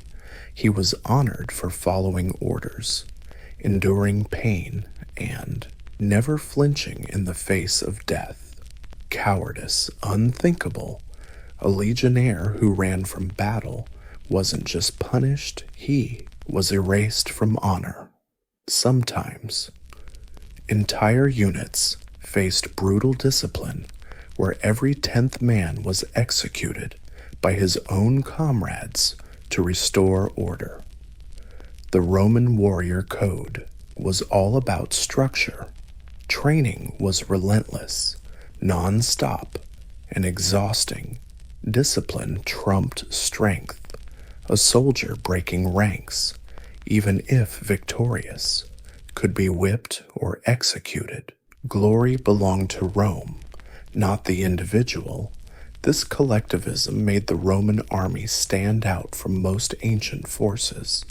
It was more a machine than a band of fighters. But this virtue went beyond the battlefield. Society expected Roman men, especially nobles, to show courage in the Senate, fairness in leadership, and restrain personal ambition, all seen as marks of warrior honor. Even retired soldiers were expected to keep their dignity as living monuments to Rome's greatness. One of the holiest virtues in Roman military culture was faith loyalty, loyalty to unit, to commanders, and to Rome itself. Betrayal, disobedience, or desertion were openly despised. Think of Julius Caesar crossing the Rubicon. That wasn't just politics. It was a defiance of the warrior code's loyalty to the Republic. Death wasn't scary. Dying in battle, especially for Rome, was the highest honor. Roman soldiers' tombstones often recorded where and how they died, listing campaigns like a godly resume. Unlike Vikings chasing personal glory in Valhalla, or samurai dying for their lord, Romans fought for the eternal myth of civilization. They didn't just guard borders, they enforced orders and upheld them by spear. For Roman warriors, the rules were clear: obey, endure, conquer, and die as a citizen of eternity. In medieval Europe, warriors weren't just killers, they were supposed to be Christian killers. Enter the chivalry code, a romanticized, unwritten ideal designed to tame knights' bloodlust with saintly nobility. At least, that was the idea. The word knight comes from the French chevalier, meaning horseman, and in a world where heavy cavalry ruled the battlefield, knights needed more than armor and swords. They needed a moral compass, or at least the church thought so. The chivalric code mixed police skills with piety, loyalty, and courtly love. A true knight was expected to be brave in battle, loyal to his army, generous to the poor, and protector of women and the weak. He had to pray regularly, fight fair, and never tell a lie. Of course, this ideal mostly lived in literature and sermons. In reality, knights could be brutal lords with a cross in one hand and a torch in the other. Still, the code had real influence. In a world where heavy cavalry ruled the battlefield, knights needed more than just armor and swords. They needed a moral compass, or at least, that's what the church thought. The chivalric code mixed cop skills with piety, loyalty, and a dash of courtly love. A real knight was supposed to be brave in battle, loyal to his army, generous to the poor, and a protector of women and the weak. He had to pray regularly, fight fair, and never, ever lie. Of course, this ideal mostly lived in books and sermons. In reality, knights could be brutal lords, one hand clutching a cross, the other a torch. But the code still mattered. For example, during the Crusades, knights were taught they fought not just for land or glory, but for God Himself. Killing in battle wasn't a sin if done in Christ's name.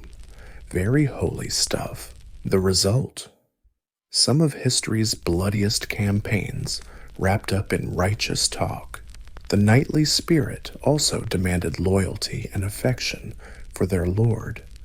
A knight swore service, often on relics. Breaking that oath wasn't just treason, it was blasphemy. And when a knight broke the rules, he wasn't only punished by men, but believed to face judgment in heaven. Then there's courtly love, the weirdest part of chivalric tradition. Knights were supposed to love noble women, usually married ones, and perform heroic deeds to honor them. Love was meant to be pure, poetic, and madly intense. Basically, it gave violent dudes a theme to write about when they weren't busy chopping heads off. Of course, this knightly spirit didn't apply to peasants. Knights could raid villages, burn crops, and execute rebels without guilt, so long as it wasn't another noble's land.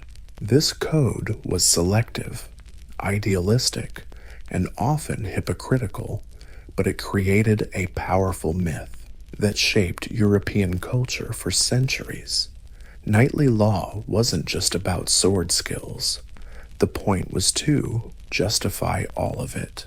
Chivalry turned war into ceremony, loyalty into law, and honor into a stage show. If other warrior codes mixed honor with poetry, Sparta's rules had no fluff, no romance, just brutal discipline and absolute obedience. Sparta, the ancient Greek city-state, built its identity on the idea that every male citizen must first be a soldier, and everything else was secondary. In Sparta, war wasn't a job, it was life. From the moment a Spartan boy was born, his body was judged. If weak or deformed, he was discarded. If he passed inspection, he was handed over to the agage, a state-run military training program designed to turn boys into lethal war machines.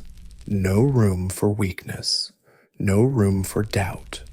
The Agogi taught them how to fight, steal, endure pain, and above all, obey without question. They called it sharp, witty, and brief talk. Speak less, do more. They were taught to sleep while reading, wear minimal clothes in the cold, and endure hunger without complaining. Courage wasn't just admired, it was mandatory. A Spartan who ran from battle wasn't just shameful, he lost citizenship, earned the scorn of women, and was shunned. Spartan's top commandment: never return without your shield. But that doesn't mean don't lose it. It means don't come back unless you're carrying it or being carried by it. In other words, win or die trying. Anything less was treason and betrayal. It ran so deep that Spartan soldiers would rather die to the last man than break formation. The phalanx, a tight battle formation, required every warrior to hold his neighbor's shield. Breaking formation meant pushing your comrades to death. It wasn't just a tactical failure, but a moral collapse. Spartan law also demanded total submission to the state. Spartans weren't free in any modern sense. Their lives were dictated by duty to Sparta, the army, and the gods of war. Even marriage and family life were secondary. Wives encouraged their husbands to die gloriously. Mothers told their sons, "Come back with your shield or on it." In Sparta, the individual didn't matter. Glory didn't come from lone heroics, but from vanishing into the war machine. Their strength was unity. Their honor lay in sacrifice. And for centuries, no one dared challenge a failed phalanx, because Spartans didn't just fight like warriors, they lived as weapons. If samurai lived by honor, and Spartans by discipline, Mongol warriors lived by the cold, hard math of results. If Spartans lived by honor and discipline, Mongol warriors lived by cold, hard results. Under Genghis Khan's leadership, the Mongols built the largest continuous empire ever, not by sheer numbers, but by speed, precision, and a brutal warrior code that prized loyalty, adaptability, and absolute obedience. At its core was loyalty to the Khan. Mongol warriors swore it, loyalty to their commander, and breaking that bond unthinkable. Betrayal wasn't just punished by death, it meant complete annihilation. Genghis Khan made that crystal clear. Loyalty meant survival. Disobedience meant doom, guaranteed extinction. Mongol discipline didn't grow in a city. It was forged on the brutal steppes of Central Asia. Nomadic life demanded grit. Mongol boys learned to ride, shoot bows, and survive with barely a crumb. They could go days without fire, live off dried meat and fermented milk, and shoot deadly accurate arrows at full speed. Not just a skill, more like a cultural expectation. Mongols weren't chasing personal glory. They moved like one living organism. Every warrior had to obey the yasa, a set of laws supposedly from Genghis himself. Those laws stressed military discipline, rewarding talent, and harsh punishments: looting without permission, execution, disobedience, execution, cowardice. You guessed it, execution. But they weren't mindless brutes. Mongol law was about strategy, not chaos. Masters of psychological warfare. They often faked retreats to ambush the chasing enemy. They spared cities that surrendered and wiped out those that resisted, sending a brutal message to others. Merit mattered too, unlike many medieval systems obsessed with noble birth. Mongol officers got promoted based on skill and loyalty, not blue blood. A peasant proving himself on the battlefield could rise through the ranks. In this way, Mongol laws were surprisingly progressive for their time, valuing ability over class. Maybe the scariest part of their character was detachment. Mongol warriors saw war not as a moral conflict, but as fate. Death wasn't personal, it was a tool. They didn't seek knightly honor or samurai spiritual cleansing. They wanted victory, and they almost always got it. Mongol law was no romance. It was efficient, mobile, and devastating. It made warriors not from marble or myth, but from blood, bone, and pure grit. The warriors of the Zulu kingdom weren't born from myth either. They were forged in fire, sweat, and a revolutionary named Shaka Zulu in the early 19th century. Shaka turned a scattered clan into a disciplined military force that shook southern Africa to its core. At the heart of it was a warrior code based on unity, courage, and absolute loyalty to the king. Shaka revolutionized Zulu warfare and identity. He swapped the throwing spear for the ihawu, a short stabbing spear perfect for close combat. He ordered the use of large cowhide shields and organized warriors into tight-knit regiments called impai. They lived, trained, and marched together like one big family. But this wasn't just a tactical upgrade. It was a mindset shift. Zulu warriors weren't part-timers anymore. They served their country as living shields. Warriors were grouped by age and drilled with strict discipline from childhood. Marriage was banned until they proved themselves in battle, a way to tie honor to service.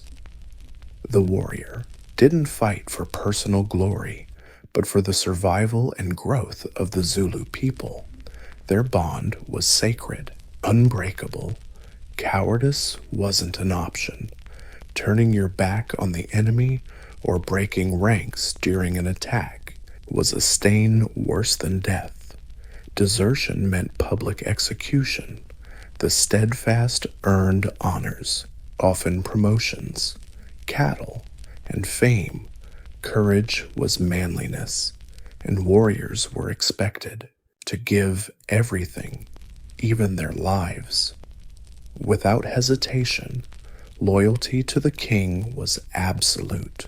Shaka ruled with authority and terror, and his warriors worshipped him like a god. Disobedience was swiftly punished, usually by death, but in return, the king cared about his power, providing food, protection, and recognition. The Zulu War wasn't just about brute strength, it was a psychological masterpiece. Shaka's famous buffalo horn formation, with its chest, horns, and belt setup, let his troops surround the enemy with terrifying precision. Every warrior had a spot, and every death played into a bigger plan. The Zulu warrior code turned a tribal society into a military state and made ordinary men into legends. They didn't fight just to conquer. They fought as one body, one heartbeat, one shield, and when those spears rose, even empires had to learn to tremble. Out in the deserts and canyons of the American Southwest, Apache warriors left their mark not with empires or mighty armies, but through resilience, stealth, and survival rules that defied conquest. For the Apache, war wasn't just a job, it was everyday survival in a land both harsh and sacred. Unlike warrior cultures centered on kings or empires, the Apache didn't gather around royalty. Their code wasn't written down or handed out by generals. It was passed down orally through life experience and necessity in a world surrounded by hostile tribes, expanding settlers, and U.S. military campaigns. Apache warriors developed a fighting philosophy based on mobility, precision, and endurance. At the core of Apache rules was self-discipline.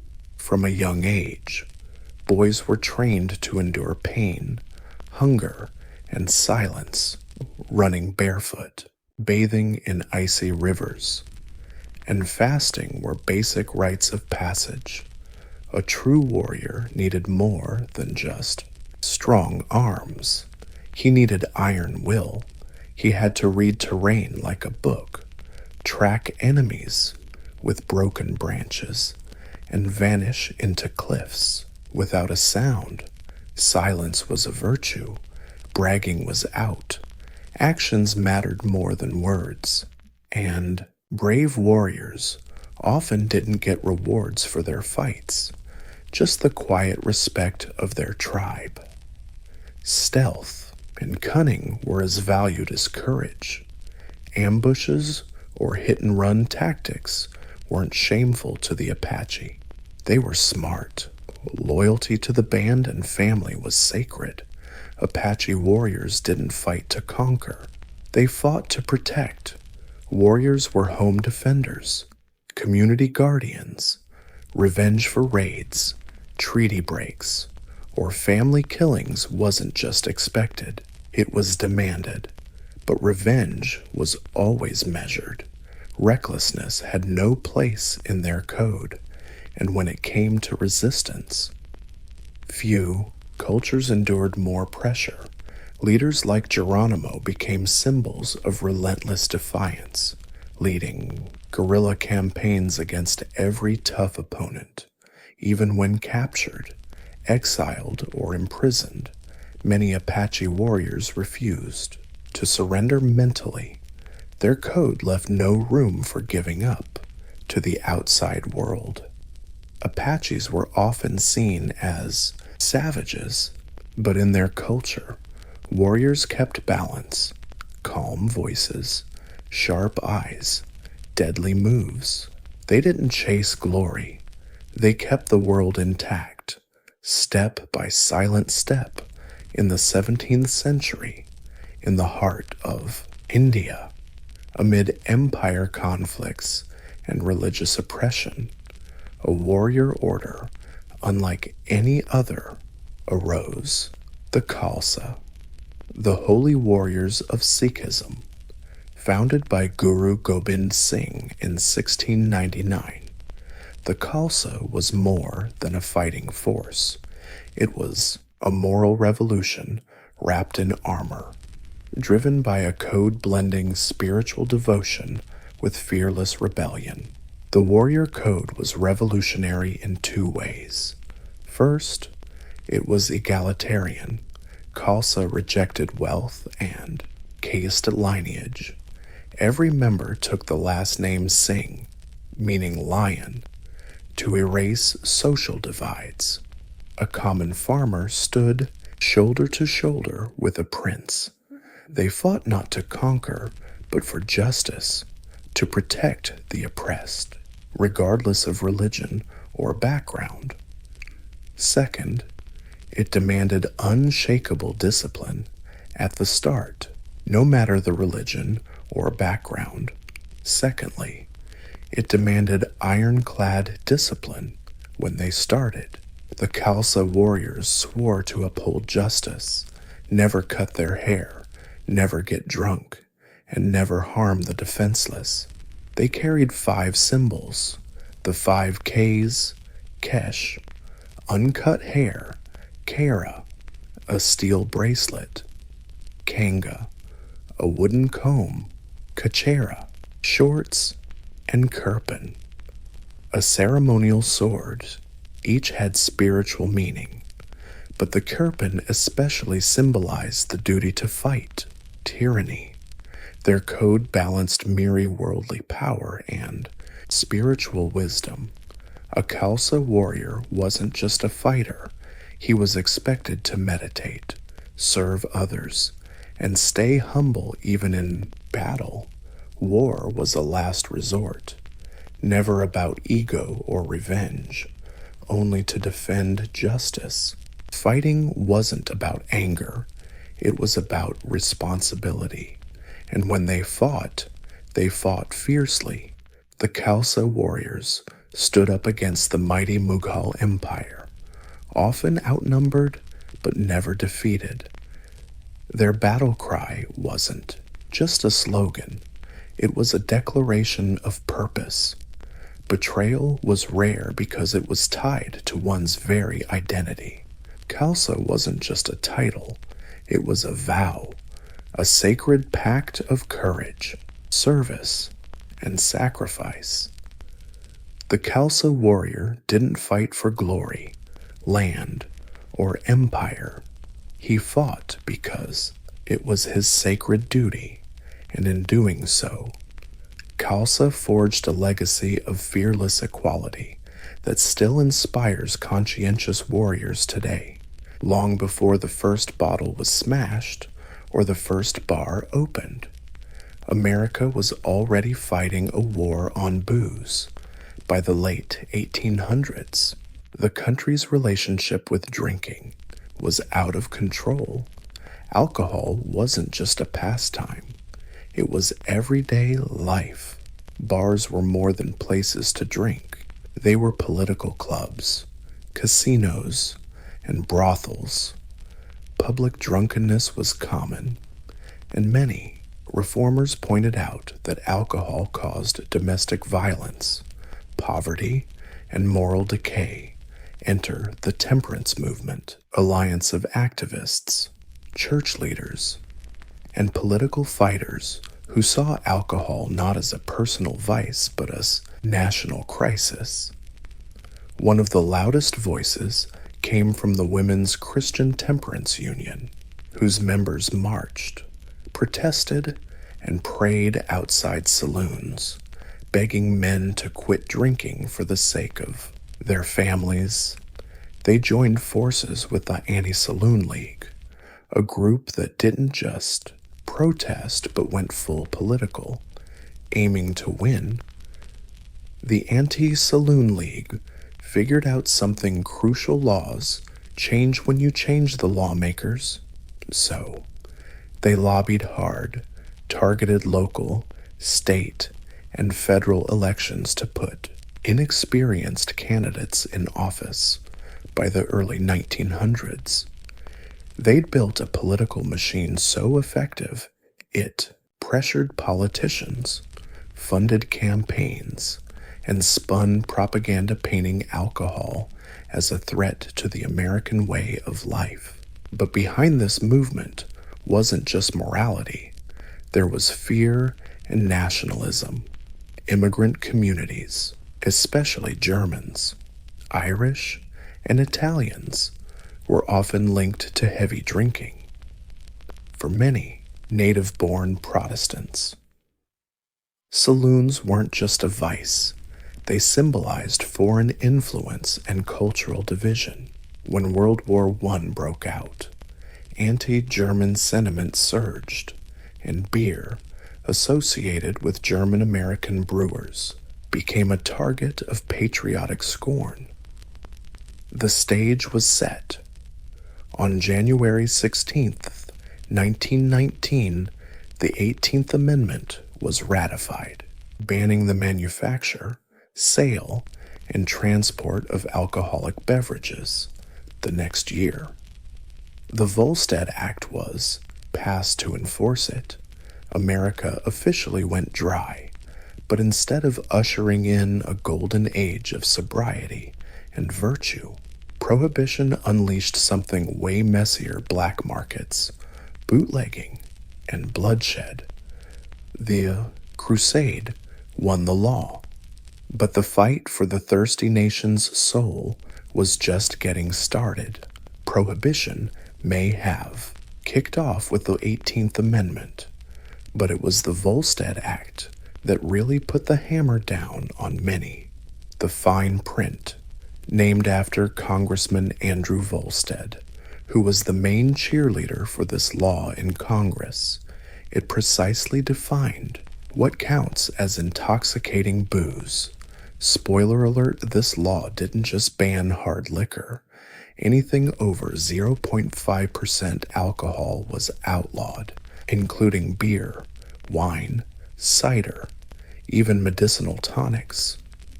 Suddenly, your average drink was now illegal, but the Volstead Act, while sounding strict, was actually full of loopholes, contradictions, and legal red tape that made enforcing it a total nightmare. First off, prohibition didn't mean drinking was illegal. You could still drink your booze, you just couldn't sell, ship, or make it. Which meant if you had a stash of wine or a few barrels of whiskey before the law kicked in, technically, you were golden. Stockpiling booze became a booming side hustle, and a lot of rich Americans bought up entire inventories before Prohibition started. Then there were religious exemptions. Wine used in communion was still legal. Suddenly, churches, some legit, some just popping up overnight, saw membership skyrocket. Clergy found themselves in the awkward position of being both spiritual leaders and bootleggers. One priest joked his congregation grew magically overnight. Even crazier were the medical loopholes. Doctors could prescribe alcohol for medical reasons, and pharmacies could legally sell it. This led to a flood of shady prescriptions and the rise of chains like Walgreens, which exploded from 20 to over 500 stores during Prohibition, cough syrup, bourbon, stress-busting spirits. Step right up. Meanwhile, enforcement fell to the newly minted Prohibition Bureau, a chronically underfunded, often corrupt agency that was way outmatched. Many agents were bribed, threatened, or just plain overwhelmed. Raids were hit or miss, punishments usually light, and bootleggers were always one step ahead. In theory, the Volstead Act was supposed to create a sober society through strict control. In reality, it created a mess of gray areas, selective enforcement, and fertile ground for a booming underground economy. When the Volstead Act kicked in and legal booze vanished from shelves, something else started booming in the shadows. The speakeasy. These illegal bars and nightclubs popped up in basements, back rooms, and behind sliding walls in cities across America. The term speakeasy came from the need to speak quietly about their locations, because if strangers overheard, the party might end with a police raid, but those raids rarely hit the mark. Speakeasies didn't just hide, they were protected by the mid-1920s. New York alone had tens of thousands of speakeasies, openly bribing local officials and cops to look the other way. Raids sometimes happened for show, but backstage, cash changed hands and doors reopened within hours. Inside, the scene was electric. Jazz bands played lively improv tunes. Flapper-dressed women sipped drinks alongside tuxedo-clad men. For the first time, socializing became a key part of the drinking culture. Speakeasies broke down barriers of class, race, and gender. In many urban spots, white patrons danced to black musicians, and women smoked, drank, and flirted openly. It was rebellious, glamorous, and intoxicating in every sense, but the booze often sketchy at best, and sometimes deadly. With legal distilleries shut down, bootleggers started making gin in secret labs and bathtubs. This gin was usually rough, unregulated, and laced with dangerous chemicals to stretch supply. Blindness and poisoning weren't rare. Still, demand was sky high, so people took their chances. Speakeasies weren't just bars. They were symbols of defiance. They represented the failure of prohibition. Gender. In many urban spots, white customers danced to black music, and women smoked, drank, and flirted openly. It was rebellious, seductive, and intoxicating in every way. But the booze was often unreliable, and the worst part, it could actually kill you. When legal distilleries shut down, bootleggers started whipping up booze in secret labs and bathtubs. This homemade gin was usually rough, unregulated, and loaded with dangerous chemicals to stretch the supply. Blindness and poisoning totally common. But hey, demand was sky high, so people just shrugged and drank anyway. Speakeasies weren't just bars. They were a big middle finger to prohibition. They showed just how badly the ban failed to kill America's love for booze. The more the government cracked down, the craftier people got secret knocks, passwords, fake storefronts. People got creative to dodge the law's secret hideouts, passwords, fake storefronts. Prohibition turned ordinary folks into outlaws overnight. Meanwhile, nightlife evolved, jazz exploded, and fashion shifted. Even slang popped up with words like juice joint, giggle water, and bootleg becoming everyday talk. Speakeasies weren't just a quick fix. They were basically a sneaky cultural revolution. Prohibition aimed to make America sober and righteous. Instead, it made the country sneakier, bolder, and way more rebellious.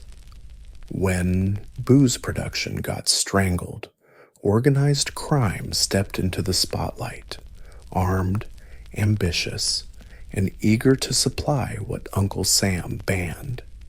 Just alcohol got outlawed and demand skyrocketed. The black market was born, and at the heart of this billion-dollar booze biz were gangsters. Nowhere was this transformation clearer than Chicago, where Al Capone became the poster boy for the prohibition underworld. Capone wasn't just a thug.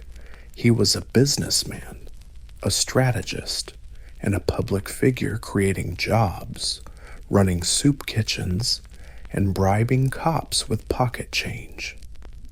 But behind the public face was a ruthless law enforcer, ruling with violence, fear, and corruption. Capone's empire moved thousands of gallons of illegal booze, shipped through secret warehouses, armed convoys, and smuggling routes. He controlled whole neighborhoods, judges, mayors, even law enforcement. And he wasn't alone. Across the country, cities like New York, Detroit, and Kansas City saw the rise of bootlegging kings. Irish gangs, Sicilian mafia, and Jewish crime outfits, all cashing in on prohibition like it was their golden ticket. These crime networks didn't just haul booze, they professionalized crime. They built systems, hierarchies, and rules. Territorial wars were common, and blood was often spilled. One of the most notorious events was the 1929 St. Valentine's Day Massacre, when 7 members of a rival gang were lined up and shot dead in broad daylight, probably on Capone's orders. The message was clear. This wasn't petty street violence. This was organized warfare. Ironically, the more the feds cracked down, the craftier the criminals got. Bootleggers used speedboats on the coast and tricked out cars with secret compartments inland. Some even built tunnels under the US-Canada border to smuggle whiskey from Montreal. Others had insiders in legitimate distilleries, still making medical or industrial alcohol, which they then recycled into moonshine. Public sympathy started to shift. People asked if this law was creating more crime than it stopped. What began as a moral crusade ended up fueling the rise of crime empires more brutal and violent than anything the country had ever seen, while bootleggers and the mob ran wild in alleys and secret warehouses. The federal government tried its best to keep control. Enter the Prohibition agents, aka the G-Men, tasked with enforcing the Volstead Act. These guys were supposed to be America's moral guardians, chasing down bootleggers and restoring order to a chaotic nation. But here's the catch. Almost everything was stacked against them. When Prohibition kicked off, there were fewer than 1,500 federal agents to cover the whole country.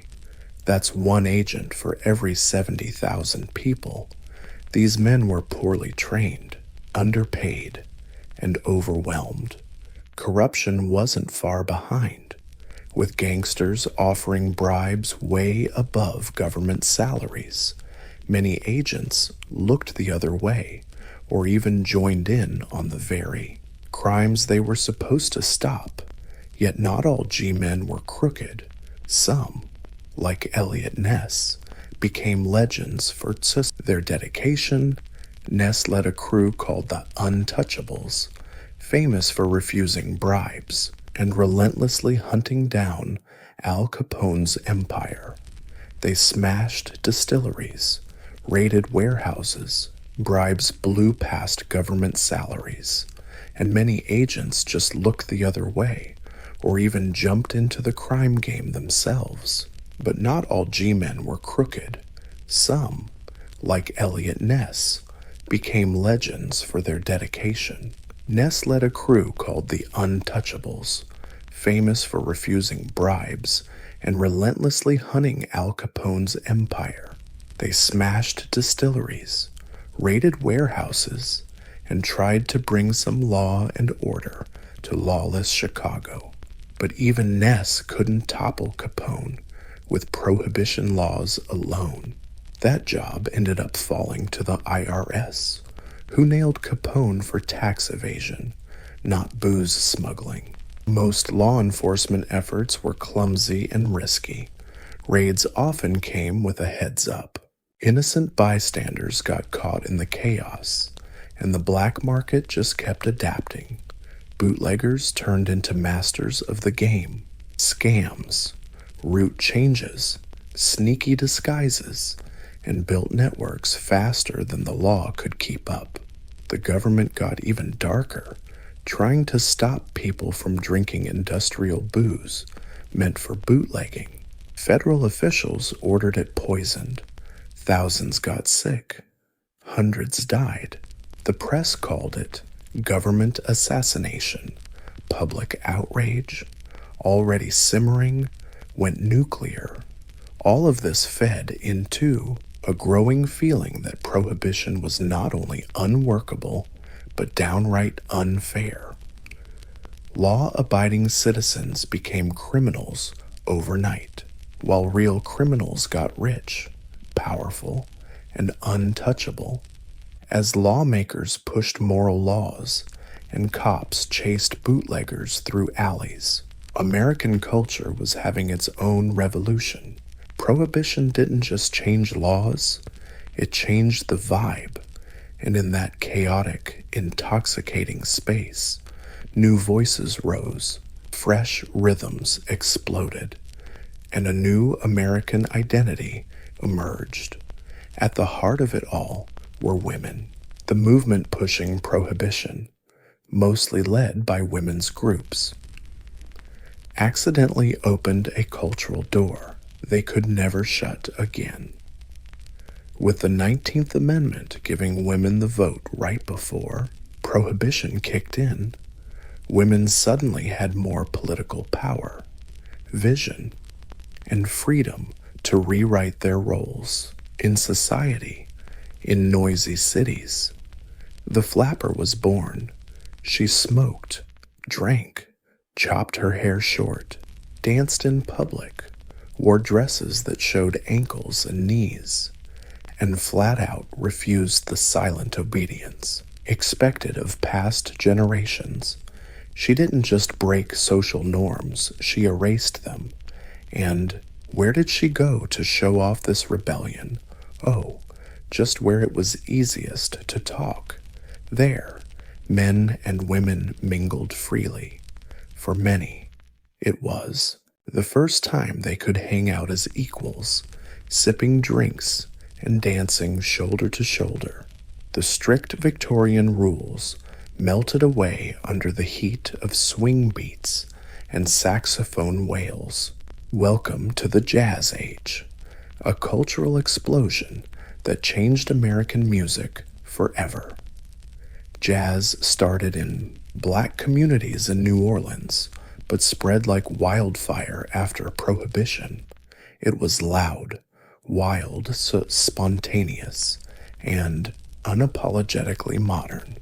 Clubs like Harlem's Cotton Club drew eager white patrons to hear black musicians like Duke Ellington and Louis Armstrong, despite the ugly shadow of racism still lurking. Alongside music, Prohibition sparked a literary boom.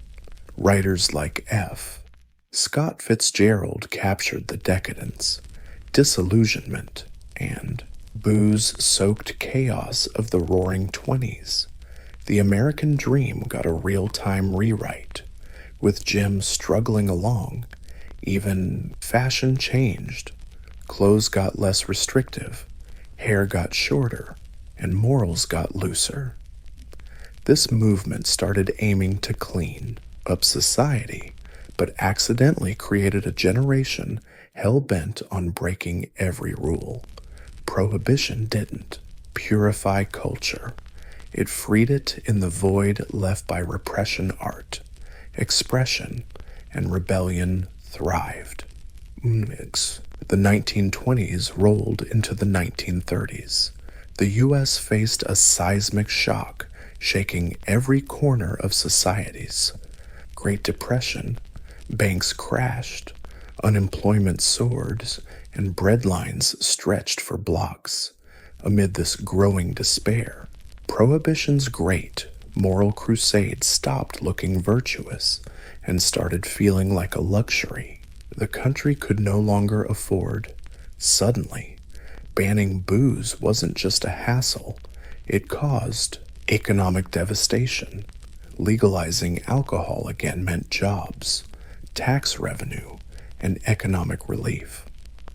Before Prohibition, alcohol taxes made up about 30% of federal income. Now, government was broke, and so were the people. Repeal started making sense like never before, not just to the public, but to politicians too. President Herbert Hoover, who once called prohibition a noble experiment, found himself increasingly out of step with the country's mood. By the time Franklin D. Roosevelt ran for president in 1932, he openly supported repealed as part of his New Deal program. His victory was a game changer, not just politically, but culturally too. Americans were finally ready to legally drink again. The final blow came when the 21st Amendment was ratified in December 1933, officially repealing the 18th Amendment. For the first time in U.S. history, one constitutional amendment wiped out another. Champagne corks popped coast to coast. Bars reopened. Breweries started bottling up again. A nationwide sigh of relief spread, not just because booze was back, but because the long-running national headache was finally over. But the damage was done. The black market born from prohibition didn't vanish overnight. Organized crime had grown way too strong, too rich, and too tangled in city power structures to just disappear. The gangsters who ran the bootlegging racket switched gears to gambling, prostitution, and drug trafficking. The federal government created a monster, and it took decades to kill it off. Culturally, this era left deep scars and wild legends. Speakeasies, jazz, prostitutes, and gangsters became part of America's mythos. Prohibition failed to sober up the nation, but it nailed reshaping the entire country's vibe. Even after the cork popped in 1933, its legacy refused to fade away. The social, political, and criminal fallout still lingers, echoing through American life today. The clearest impact: organized crime didn't disappear, it evolved. The smuggling empires built during Prohibition laid the groundwork for modern mafia outfits. Smuggling routes, bribery systems, and corruption networks got so slick that crime groups just shifted to drugs, gambling, extortion, and labor exploitation. Violence didn't go anywhere. Prohibition handed power to crime families, and they weren't about to give it back. This era also changed American law enforcement. The failure to control alcohol exposed weak police forces and a messy, fragmented federal government. In response, the FBI expanded, upgraded surveillance tech, and became more centralized and professional. America's modern war on crime was born from the ashes of a failed booze battle on the political front. Prohibition revealed the dangers of passing moral laws nationwide. What started as a noble crusade to uplift the country's morals turned into a hypocrisy-fueled rebellion. Voters, especially in cities, realized laws unrelated to public behavior would flop. This experience made many Americans skeptical of future moral crusades and suspicious of politicians promising purity through policy. Then came cultural shifts. Prohibition accidentally sparked deeper distrust of government overreach. People hate being told how to live, drink, and socialize. The outrage came back in later decades, from anti-smoking campaigns to drug legalization debates. The ghost of the Volstead Act haunts American culture anytime laws clash with lifestyles. Even the alcohol industry had to rebuild from scratch. In the decades after repeal, regulations popped up controlling advertising, drinking age, and distribution. To this day, U.S. Alcohol laws vary wildly by state, a chaotic legacy of the Prohibition years. But maybe the longest lasting effect is psychological. Prohibition taught Americans that banning something doesn't make it disappear, it just pushes it underground. Long after the last speakeasy closed and bootlegging faded into history, Prohibition found new life. This time in pop culture, the chaotic, crime-soaked decade became a glittering legend of pinstripe-suited gangsters, lively jazz clubs, and rebellious glamour. Prohibition didn't just leave laws behind. It left legends. Hollywood wasted no time. Movies like 1931's Little Caesar and The Public. The 1931 movie Enemy turned bootleggers into icons. James Cagney and Edward G. Robinson didn't just play gangsters, they defined them. Al Capone stopped being just a criminal. He became a famous anti-hero. The line between villain and folk hero got so blurry. America ended up loving the very people the government was trying to wipe out. This trend stuck around for decades. The Untouchables, Once Upon a Time in America. Boardwalk Empire, each retelling adds more charm, brutality, and myth to an already chaotic, downright nasty era. Speakeasies, once shady dives for booze addicts, got glamorized into swanky bars filled with swing music and Art Deco vibes. Even the slang stuck around. Words like bootleg, soda, hard liquor, and hooch still pop up at vintage bars and themed parties. Flapper style with fringe dresses and bobbed hair. Still the go-to fashion statement in costume culture, and jazz, this soundtrack of rebellion during Prohibition, became an American icon of creativity. But it wasn't just entertainment. The Prohibition story morphed into a moral fable taught in schools, debated in politics, and dragged out every time a new ban shows up, be it cannabis laws, internet censorship, or diet restrictions. Critics often ask, are we just repeating history with a new prohibition? It also fueled America's obsession with outlaw heroes. The idea that when laws go too far, breaking them isn't just okay, it's patriotic. This mindset traces back to the loose-tongued culture of prohibition and still shapes how we view authority and rebellion. The question is, are we doomed to repeat history with a new kind of prohibition? It also fed the American obsession with the outlaw heroes. The idea that when laws go too far, breaking them isn't just okay, it's patriotic. This mindset was born from the loose-tongued culture of prohibition and still shapes how we see authority and rebellion. In the end, prohibition didn't make America sober, but it sure made it legendary. The story's not just about law and order, but rebellion, culture, and the power of unintended consequences.